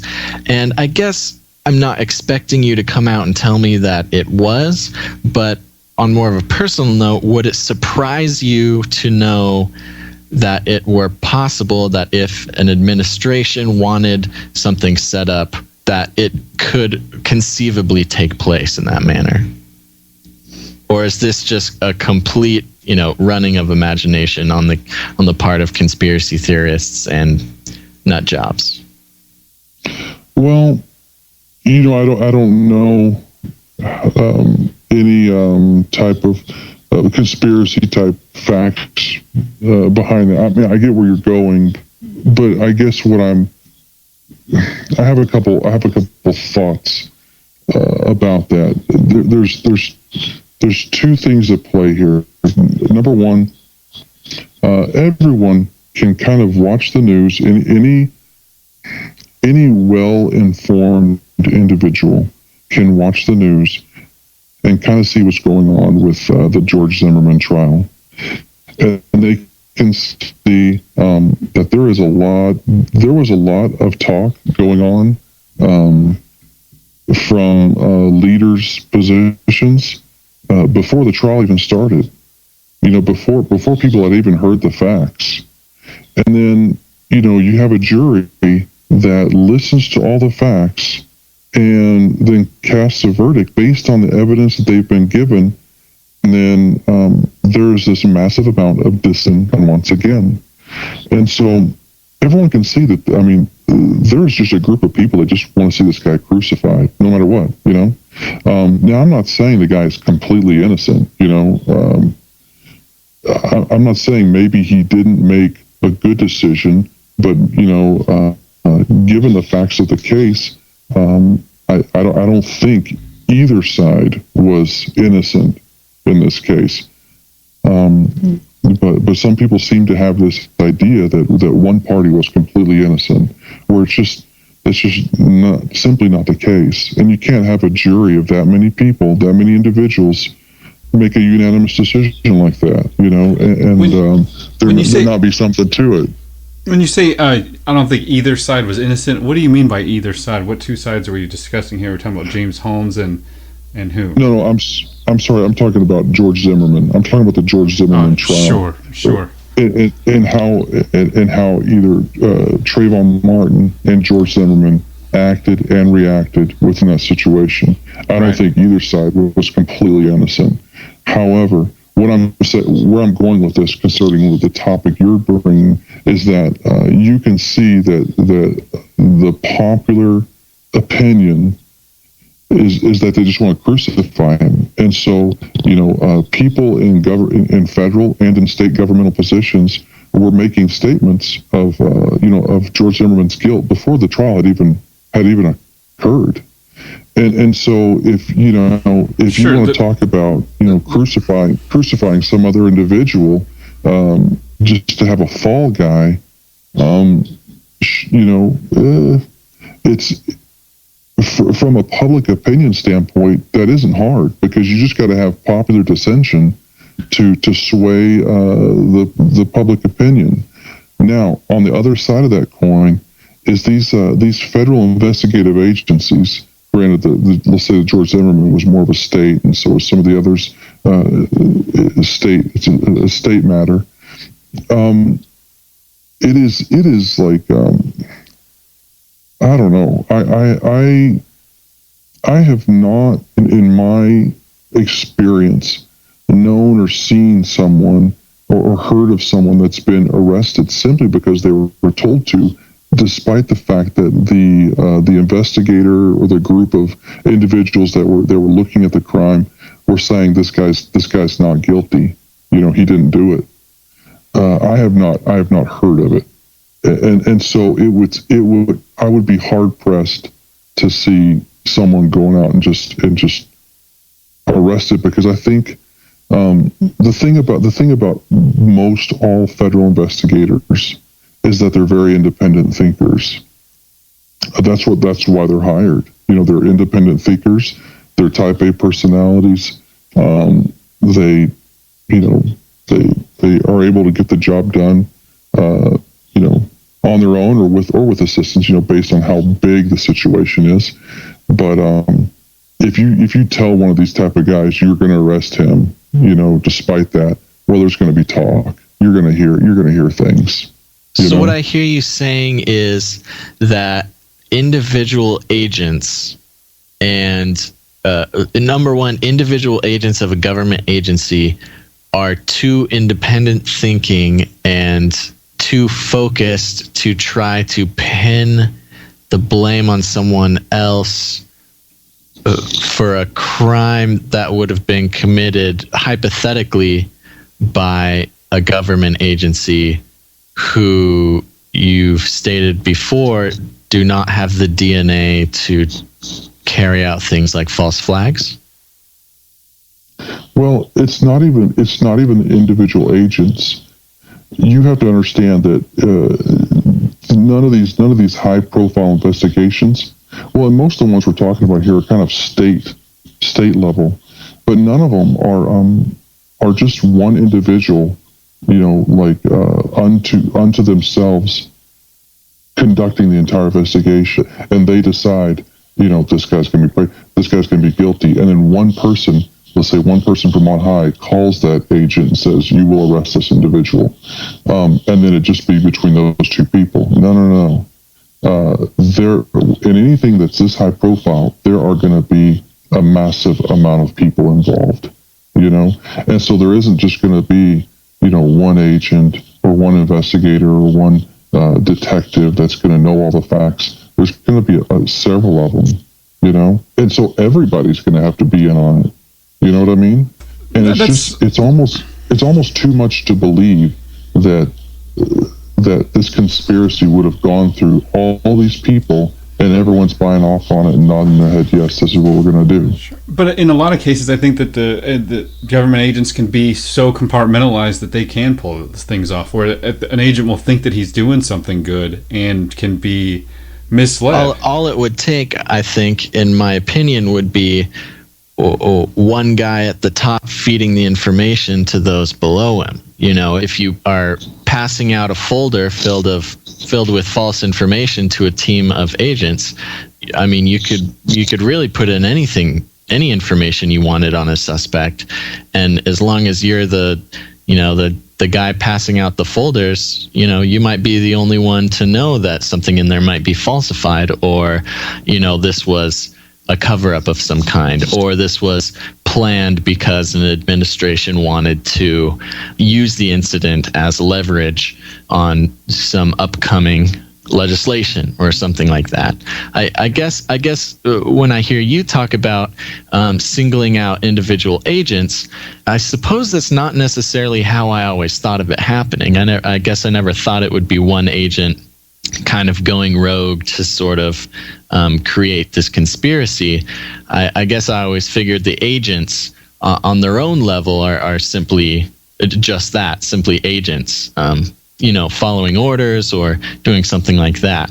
Am I misled or debased in that, or is that sort of more or less how it would work if it were to happen that way? If hypothetically a cover-up or a false flag were to happen, would that be a possibility? Well, you are correct to a degree. Agents do follow orders. Investigators do follow orders, but at the same time, they go where the evidence leads them. Regarding what you're saying, someone from on high feeding these things, typically evidence does not come from the top down. It comes from the bottom up, and typically evidence, it will be known by a number of investigators, and typically maybe 2 or 3 or even more are at the location where the evidence is recovered or provided. Typically, you're going to at least have 2 agents, or they almost always go together. And so they're each going to know where that stuff came from. Now, yes, if at some point they were fed incorrect information or incorrect evidence, you're right. It could potentially disrupt, some flow of information. However, when you get to the point of, let's say, prosecuting an individual, the evidence, usually from a federal standpoint, usually, let's say, an assistant U.S. attorney is not going to take that case unless it is a slam dunk case, or unless they're being told to take the case. There's 2 sides to that coin as well. But typically, if the evidence is weak, they're not going to want to take it, or they're going to tell you, this isn't good enough. You need to go out and get more. You need to find something else. And if the investigator says, well, that's all there is, well, they'll say, well, this isn't good enough. I mean, yeah, there's a hint of it, but this isn't good enough for a jury. And so usually the evidence is typically overwhelming. A lot of what sometimes comes to light in news stories is number one, it's not always completely accurate to the facts of the cases, because the news agencies aren't always privy to all the facts. Number 2, all the facts that come up in the case that are presented in the case and trial is typically not all of the facts. oftentimes there are other facts that have come up, but the thing is the prosecution and the defense will sometimes kind of work out, hey, I'm not going to bring this up, or maybe the prosecution just says, we're not going to mention this because this is debatable, and then the defense can argue this point right here, so we're not even going to bring this point up. So there's a lot more facts in a case that oftentimes sometimes aren't even presented just because they're a little more debatable, even though for the investigator he's like, well, from my standpoint, this is a slam dunk. Well, there's some, like, even in the Aurora, Colorado shooting, there's some anomalies. For instance, the suspect, James Holmes, was arrested with a gas mask on, but there was also a gas mask in the parking lot. There seems to be a lot of this kind of strange inconsistencies that the media doesn't focus on either. It's not that I'm definitely not a person that sits back and takes my cues from the news. I try and look at these things as best I can. And this constantly is not either. It's not. Stuff like that is not touched on by the media as a whole. And not only they're not telling the whole truth, but they're often leaving parts out. And I feel the same way about whatever happened in Boston. There, it's very strange that we still haven't seen video of him, the Tsarnaev brothers. Other than the only video I've seen of them is walking with backpacks on. So it's just hard to where do I, as a citizen, say, oh, okay, they have my best interests in mind, I don't need to see any more evidence, when at the same time, the media is telling me, hey, these are the guilty parties, Right. And what I'm hearing from you, Mr. M, from what you're saying and from what you're also not saying, is you don't seem to think that A, the government does, or B, is even sufficiently capable to pull off a false flag or some sort of shady event in the situation of recent times, like a shooting or something like that, which is interesting because I think a huge part of the sort of conspiratorial niche is based on this sentiment that is totally a thing that happens all the time, and not only does it happen all the time, but it's happened in the past, and to expect it in the future. Well, here's what I'm saying. I'm not saying that the government isn't capable of it. I mean, you can hindsight's 20/20 regarding some of our government agencies. Some of the things that went on during J. Edgar Hoover's time were very questionable regarding the constitutionality of them. However, when you get into some of these larger conspiracies that some of you guys are talking about, or even some of the some of the conspiracy theorists speak to, the problem is that there would have to be such a large number of individuals that would have to be in on the conspiracy. At some point, someone's just going to say, "No, this is too much BS.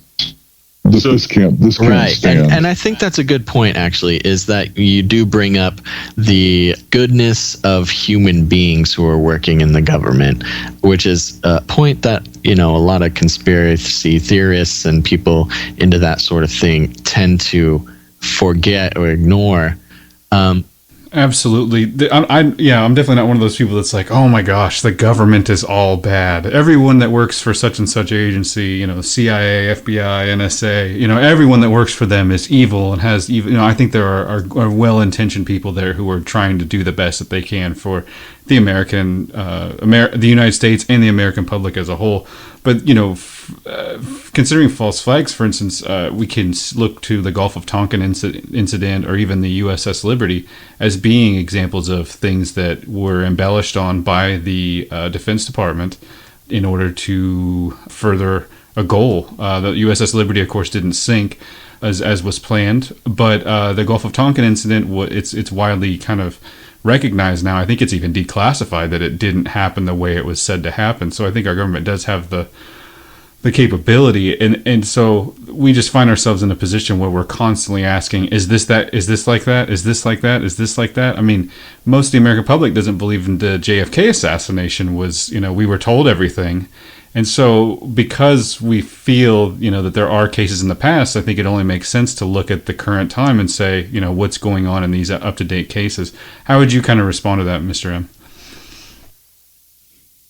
Well, there's been a cultural shift, and a lot of it's based on technology. Back, let's say in the 40s and 50s, if there was an incident, let's say they're like the Roswell UFO recovery or something, they can come back and say, no, you're going to say it's a weather balloon, and if you say anything else, I think you really love your wife and kids and you don't want anything to happen to them, right? They could kind of threaten you and you would keep your mouth shut. But today, because of technology, because of Facebook and Twitter and just how wired we are in email, those kind of threats, although they could happen, there's going to be people who are going to be like, no, that's BS, and they're going to walk away from that incident, and they're going to maybe turn around, take a picture of the individual with their phone, and they're going to tweet it. Hey, this jerk just threatened my life because I said this, And so you don't hear of the government going and knocking on anybody's door and saying, you're not going to talk about that thing you saw, in the sky, or that thing you saw on the ground, or you know what I mean? It just doesn't happen. You look at like any kind of police altercation in California, and anytime the police are arresting someone, there's like 10 people surrounding them with cell phones recording everything. But then you also have anomalies like the Michael Hastings crash, where his 2013 Mercedes hit a tree and burst into 20-foot tall flames. And he was on record saying, well, I've gone against the government, and it's possible to do it because there's Twitter and there's ways you can look after yourself.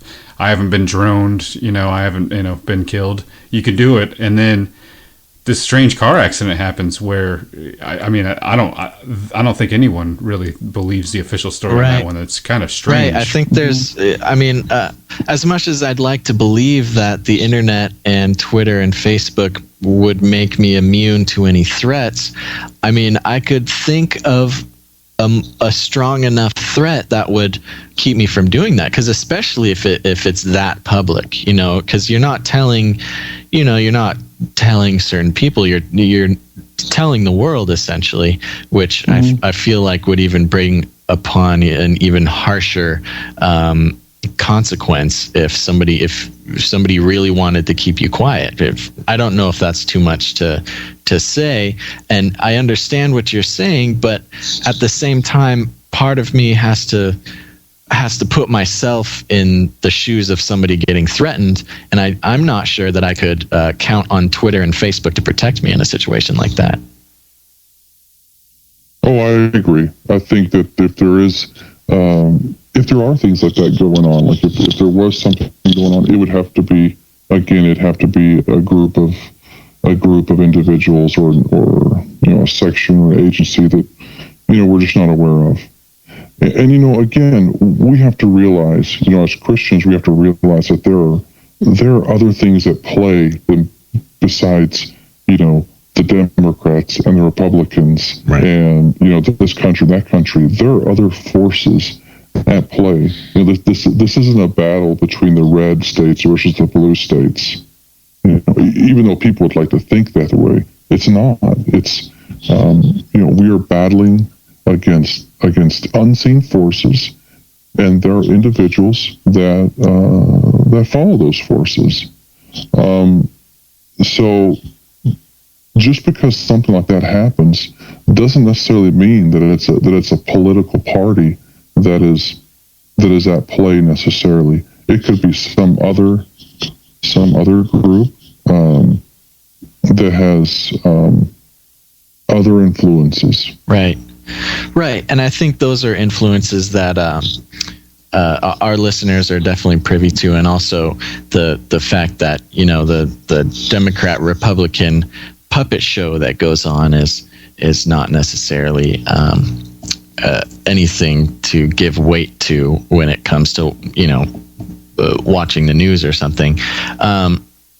But so I just to kind of shift gears a little bit. It's been interesting to talk to you about A, things about the government, B, things about spirituality and moving into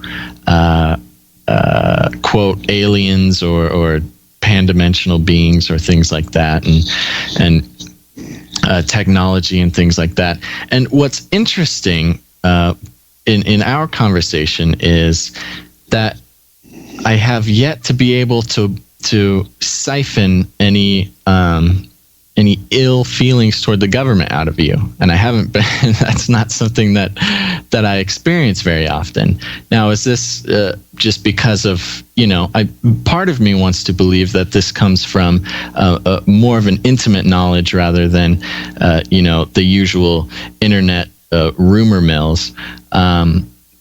But I can't help but shake the feeling that some listeners out there will find that suspicious. Is there anything that you can speak to when it comes to that?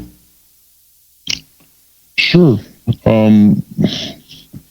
Here's the deal. I think a lot of people don't agree with some of the decisions that are being made by various parties up in Washington, D.C. Whether you agree with the red states, the blue states, there are agreements or there are decisions being made that just people don't agree with. There are things I don't agree with. Some of it is, again, it's happening at an alarming rate, and there are polarizing decisions that are being made at this time that of course, not all of us agree with. And some of us will agree with others. And yes, if you read some of the headlines, absolutely, you're going to be pissed. You're going to be pissed about what's going on by some of the leadership.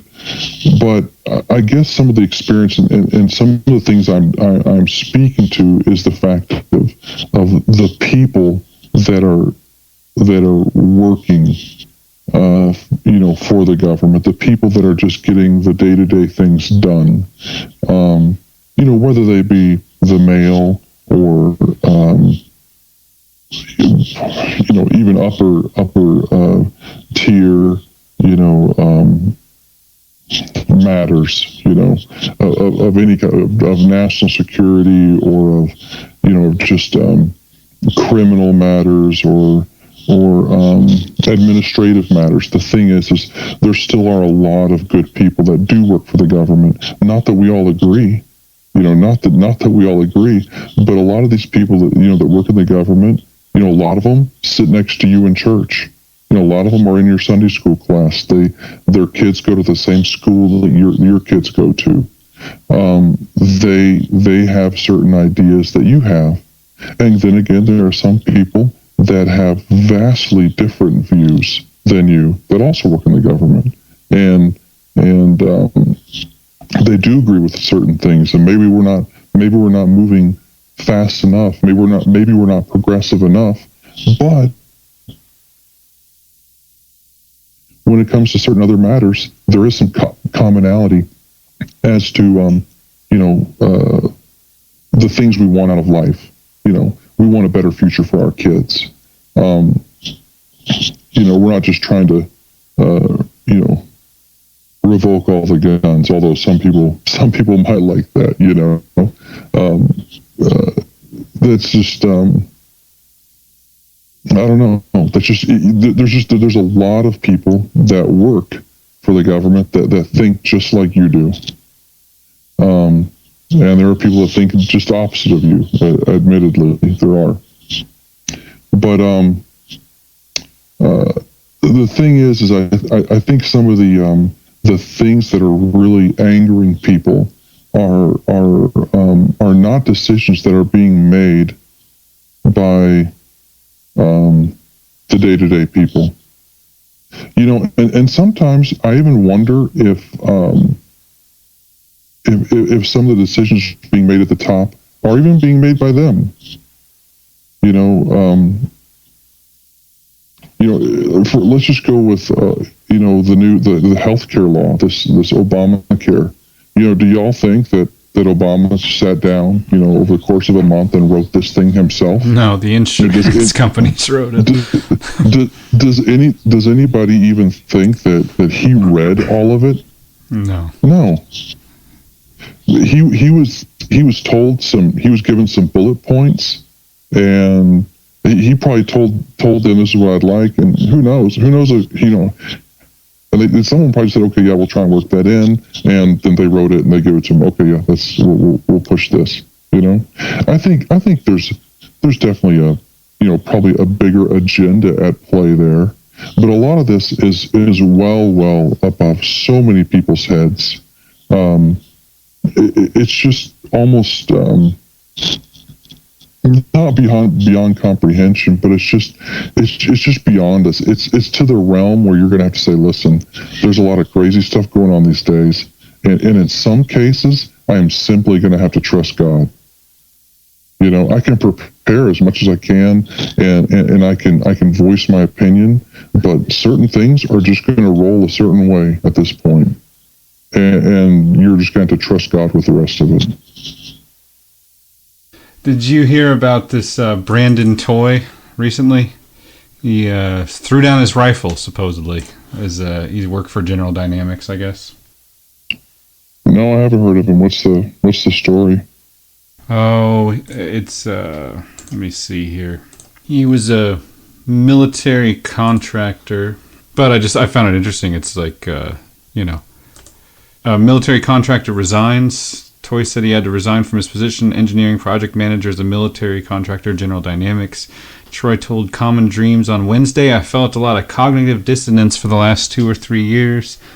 I knew what the consequences were, but essentially he said when Edward Snowden talked about how he believed that the mission after he joined the Iraq War and found it was false, it was like my own words. It gave me I gave up hope and I can no longer do this work. Kind of interesting. Mm-hmm. Yeah, it's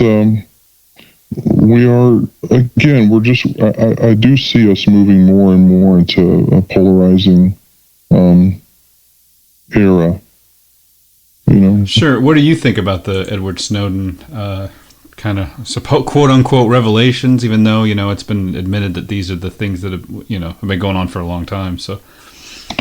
I really don't know a whole lot about it. I'm kind of I'm on information overload, kind of on a day-to-day basis, and so when I go home, I don't watch the news.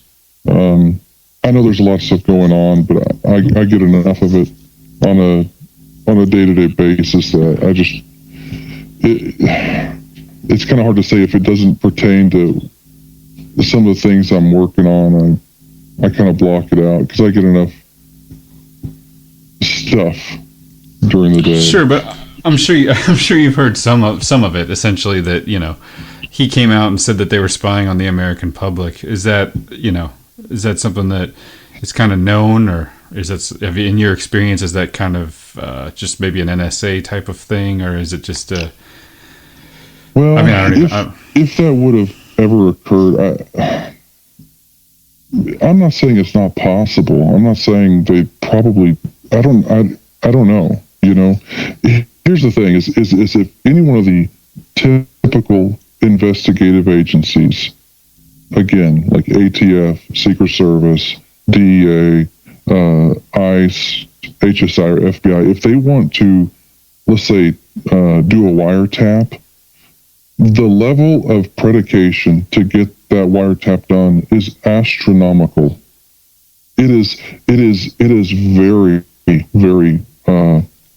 But that's what he's saying. It is very, very That's what he said. It's very sorry. It's very administratively intensive. There's a lot of stuff that goes on, and that's just for one target. And so that's what Edward Snowden. Yeah, that's what he's saying is that it's not. There's not wiretaps being done on individuals. It's massive surveillance on all levels, all text, all communication, all phone calls. Now I know they don't have the data processing to go through all of it each individually, but they are collecting it all. Is essentially what he's come out and said. But what I'm saying is that just to do it for those investigative agencies that I just mentioned, just to do it on one target, meaning one phone number, one email address, is astronomical. And for any one of those investigators to think that they could just write a document saying, I want all phone numbers of this entire state or the United States, is just it's just laughable. Now, again, I'm not saying that maybe it can't be done, but as far as these other investigative agencies, it's not something that that they do.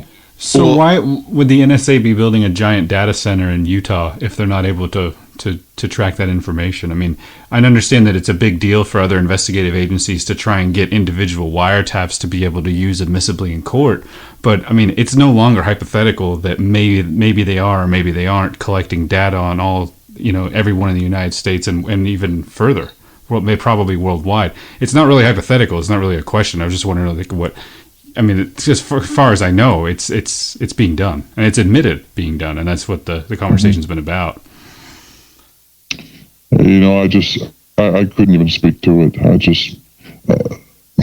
I just don't know enough about it. Okay. Well, I appreciate that. Okay.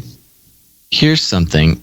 Now, we know that you have some sort of connection with some sort of government agency, and for very understandable reasons, you've requested that we keep it very tight-lipped. I mean, we don't even know, but so we only know what you've told us on the show here.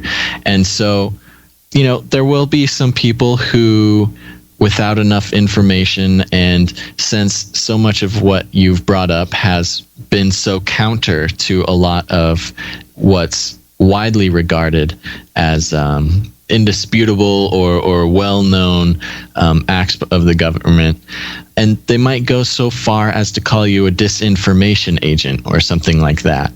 Is there something that you would say to those people, or say in regards to the legitimacy of what you've had to say in this interview? Well, not to sound like I don't care, but if people don't believe me, I don't care. It is what it is, and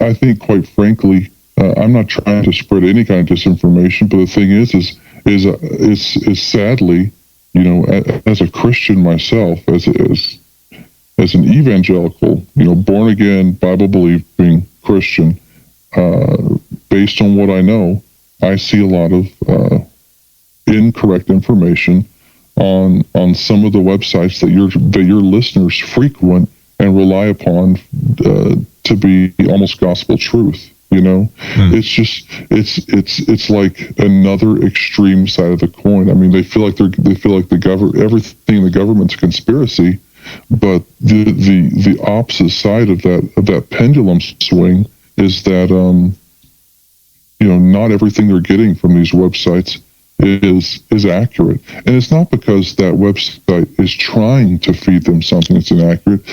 It's just that someone somewhere wrote some article and made a couple interesting connections, and then took it a few extra further steps, and voila, we have this amazing conspiracy, and and robotic drones are now flying the skies, and I think I saw one over my backyard yesterday, and they were flying around, and I don't know what they were doing, Right. I have. You're right. Some people are not going to believe me, and I don't. But those are the people that, like, that's their stripes. They're a zebra with stripes, and they cannot be a zebra without stripes, and that's how their stripes run. And so that's just what they're going to do. But if they don't believe me, I don't care. It doesn't change things. I'm not here saying that there are not conspiracies out there. I'm not here saying that things are not going on. Things are going on. Do I know all of them? No, I don't. I don't know everything. But there is enough information in the public realm that a smart individual needs to be able to weed out the sensationalism. They need to be able to weed out the BS, and they need to be able to make an honest assessment of, do I just want to believe this, or is this really truth? And some people just want to believe things. I mean, that's why we have so many different faiths. We have so many different denominations, even within the Christian faith. Anymore, the freedom of religion, people have kind of turned that into some concept of, I'm free to create whatever kind of religion I want, as opposed to the original intent of free to be the religion that I wish, without harm of or threat of persecution. And so some people are just going to believe what they want to believe. But I really don't care. Here we go. Straight talk from Mr. M. A quick question. You mentioned websites that were in a way grotesquely sort of inflating certain facts. Would you be open to, naming just a couple of those? I mean, are you talking about like InfoWars, AboveTopSecret.com, things like that? Here's the thing. I don't want to mention any of these because, I don't want to harm any of their reputations. Right. I think a lot of them have good intentions. They really do. I can tell that they have good intentions, and they don't have the ability to check every single, blurb or hyperlink that they put up there that links to some other article. They just don't. It's just the headline looks good, and so they post it. So no, because I'm not saying you shouldn't believe any of them. I'm just saying not all the facts are good. Some of them are good. Mm-hmm. Some of them I find are very informative. Some of them, there's some things that are just like, I look at it and I'm like, no, this is. Maybe it's a legitimate article from maybe a legitimate newspaper and somewhere else, but it's likely the writer took things out of context and sensationalized things. So your listeners, this is the thing. I like your radio show because I've noticed your listeners are very intelligent. They ask intelligent questions. They have great responses to things. They are not typically your kind of the nut job that's sitting in the corner of his house, wearing a tinfoil hat with a shiny side out. I thought it was shiny side in. No, I'm just kidding. It's shiny side out, man. It's shiny side out. You got to wrap it twice with a pointy top. Okay. I've been doing it wrong. You have very intelligent listeners, and so I think that they are going to a great degree, they're going to be able to make up their mind on a lot of these things. And I do ask them to be much more aware of their own personal psychology, how they make decisions on their own belief set. Don't believe something necessarily just because you want to believe it. Even the scripture, even the Bible scripture, there's a great deal of faith in believing in a God which we cannot see, but that same God has provided a great deal of proofs for us. prophecy is a proof in and of itself to show a God that stands outside the dimension of time. But there's also archaeological proof. There's also, proof in like the Dead Sea Scrolls, how we find, that our scriptures are accurate to what we have today. So God doesn't just say believe it and then just walk away and not give you anything. He provides a great deal to help substantiate your belief set in Him and in His Son Jesus Christ. So I ask that your listeners do the same thing with other matters, and in some degree that's why they come and listen to your show, because they want to hear information and news from a Christian perspective. Well, amen. Those are some very wise words, and which I will say line up exquisitely with how we like to think around here at Canary Cry Radio. And so we thank you very much once again, Mr. M, for taking the time out and answering a few questions for us, and for doing so in a way that is understandable and very level-headed. So we thank you for that, and we hope to have you on again and maybe answer some more questions in the future. Sure, I would love it. You guys are a fun crowd.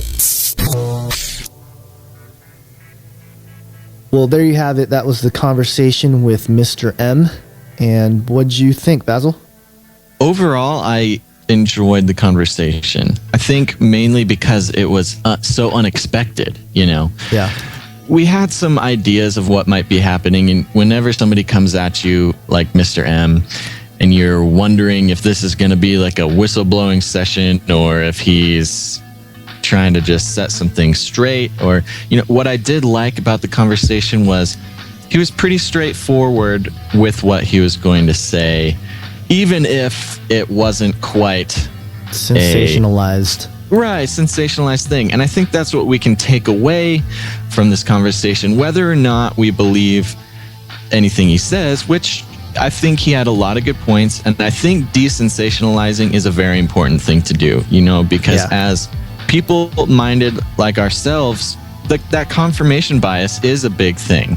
When we hear something on the news, especially about drones or something, and we basically we resonate. Jump to conclusions quickly. We resonate with that, and we're like, yeah, we know the government's evil. Of course they're spying on us with drones. I totally agree with that. But you're like getting it from if the mainstream media is talking about it, then there's cause for suspicion. Right. Yeah, it was a good indicator of making sure that we stop and actually think through the various aspects instead of, like you said, jump to conclusions. Right. And whether or not you believe he is who he says he is, although he doesn't say a lot about who he is, but I think the overarching message of what he has to say is more important than, details of some of the minimalization that he was doing. And, we'll just have to take it at face value. Yeah, I agree. I think it was a good experience for us, because it was one of the first times we've gone into an interview thinking or not knowing exactly what's going to happen, and I think you hear some of that in the questions. I thought about it some more after the conversation, or at least the part that I was able to listen to. Good job, by the way, Basil and Tim, carrying the load after the electricity went out on me. It actually happened.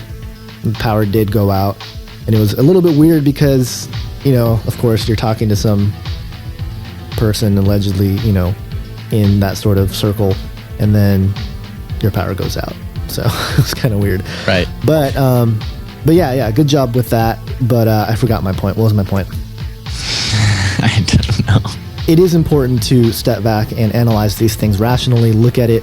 But yeah, when I was thinking about this episode, I had thought up some different quote unquote proofs, evidence that there are certain things going on with various conspiracies and whatnot, documents that have come out and stuff like that. And I think we touched on it a little bit at some point in our, conversations, Basil and I, after the interview. But, it's really strange that he seemed to have this compartmentalized vision of what a quote unquote a shadow government is, and then just like the face government, like the overall government that people work, all the people that work in government, which is a big, broad, general thing. So I think from his perspective, I agree with a lot of what he was seeing, at least because he's looking at it from like, okay, I'm in the daily operations. Here's what I see. Your average mailman is not out to try to enslave you.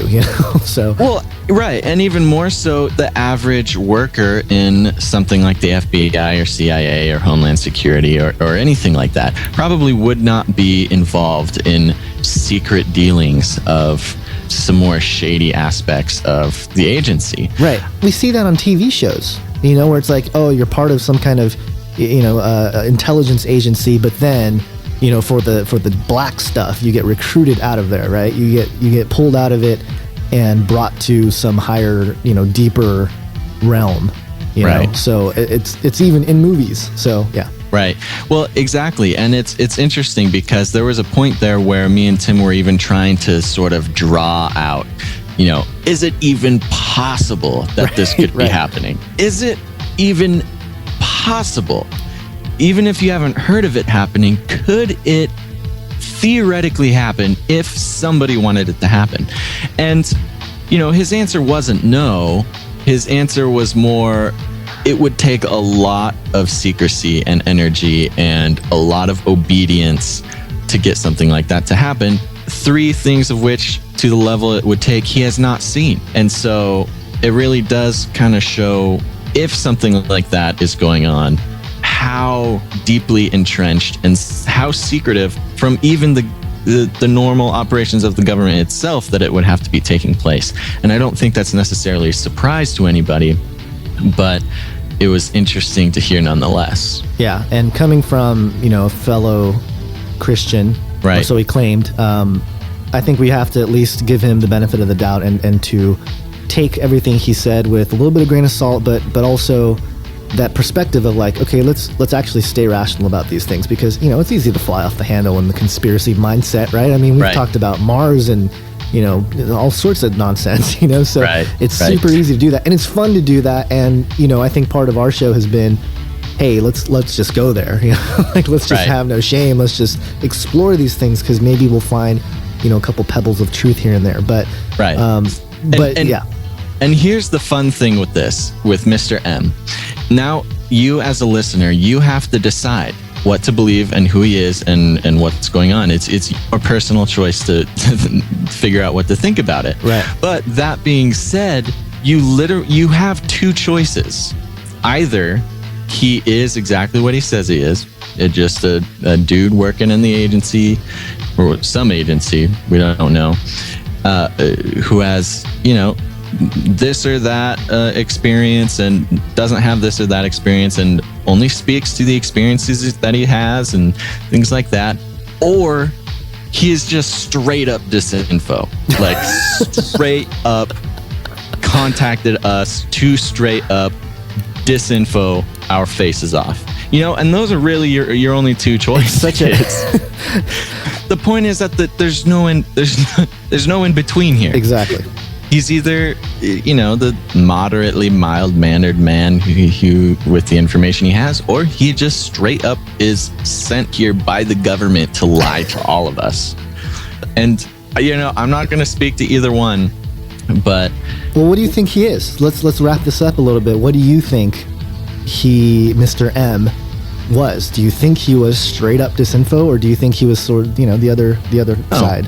No, personally, I think he was completely honest to the best of his knowledge. Right.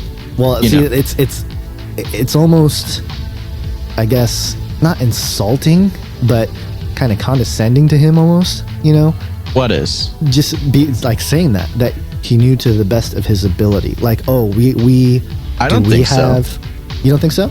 No, and I think if Mr. M was here, I think he would agree with me. Okay. I think that he answered all of his questions completely honestly with the knowledge that he is given and the experiences that he has. And I don't think that he would be offended when I say if secret things are happening behind the scenes, and we all have an idea that that might be the case, he straight up came on the show and gave an honest account of what he's experienced. And that's not to take away from anything he said, you know? Right. I'm not saying that he's misinformed. Right. I mean, I guess my whole perspective on it is, what would he say given all the evidence that may pertain to a particular conspiracy presented to him in front of him? You know, would he just say this is just hogwash, or would he, you know, do you know what I'm saying? Like, I would like to know on specific points of data what he would respond to. Because, you know, historically, obviously Tim brought it up a little bit, but historically there are conspiracies that have come out, like, you know, the Gulf of Tonkin. That's a pretty big deal. Right. You know, that's a huge deal of why we went to war and stuff. And so we know it can be done. I think also another thing to take into account is, given his position, you know, I could understand how it's more in his interest to not comment on things like that. And, you know, maybe I'm giving him too much credit. Maybe. Well, because it's starting to sound to me like the archaeologist who doesn't want to challenge the standard, you know, the established elements of the historical, you know, traditions and everything. The fossil records. The established academic, you know, whatever, the doctrine, if you want to call it that. Right. You know, because if you challenge it, you might come up with some different information or some, you know, sinister information, but in the process, you will lose your position, you will lose your job, you know what I mean? So. Right. And I suppose I do take that into account. I suppose that's all part of my view of this guy. Not to say that we wouldn't do the same thing if we were in that situation. You know what I mean? Right. Like would you? It wouldn't be the easiest decision to just be like, okay, let me go against everything that is, you know, basically biting the hand that feeds you to prove a point, some point that may not be as important as, you know, securing a family and whatnot. So. Right. And maybe now that I think about it, you know, I gave two choices. I gave, he, you know, is exactly what he says he is, and he's being honest to the best of his ability, or he's straight up disinfo. Maybe there's something there in the middle.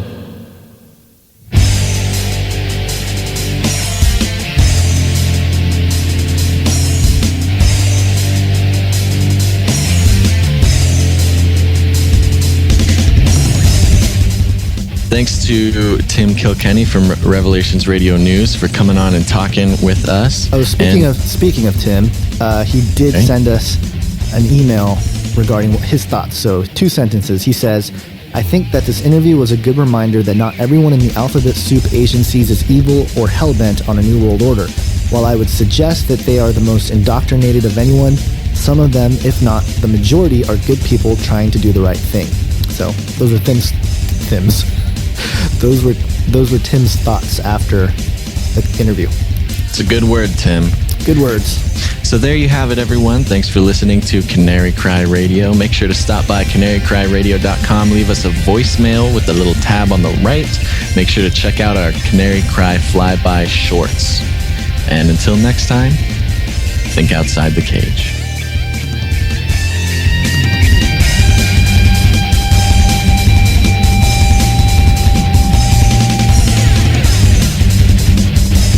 Thank you for listening to this episode of Canary Cry Radio. The show notes for this episode and many others are available at canarycryradio.com.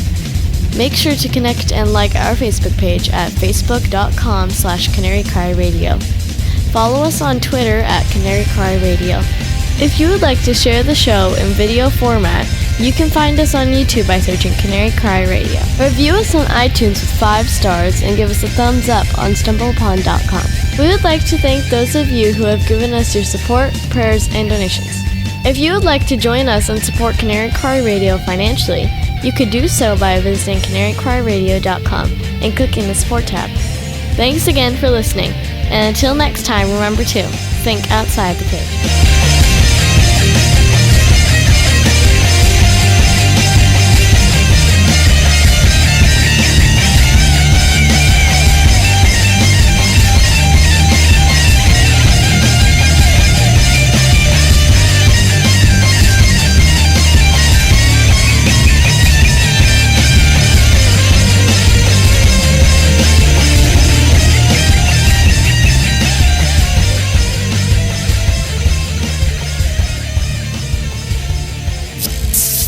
And so there you, okay. And okay. Why am I having so much trouble? Okay. So there you, oh my God. What the heck is going on? Okay. And so there you have it. Okay.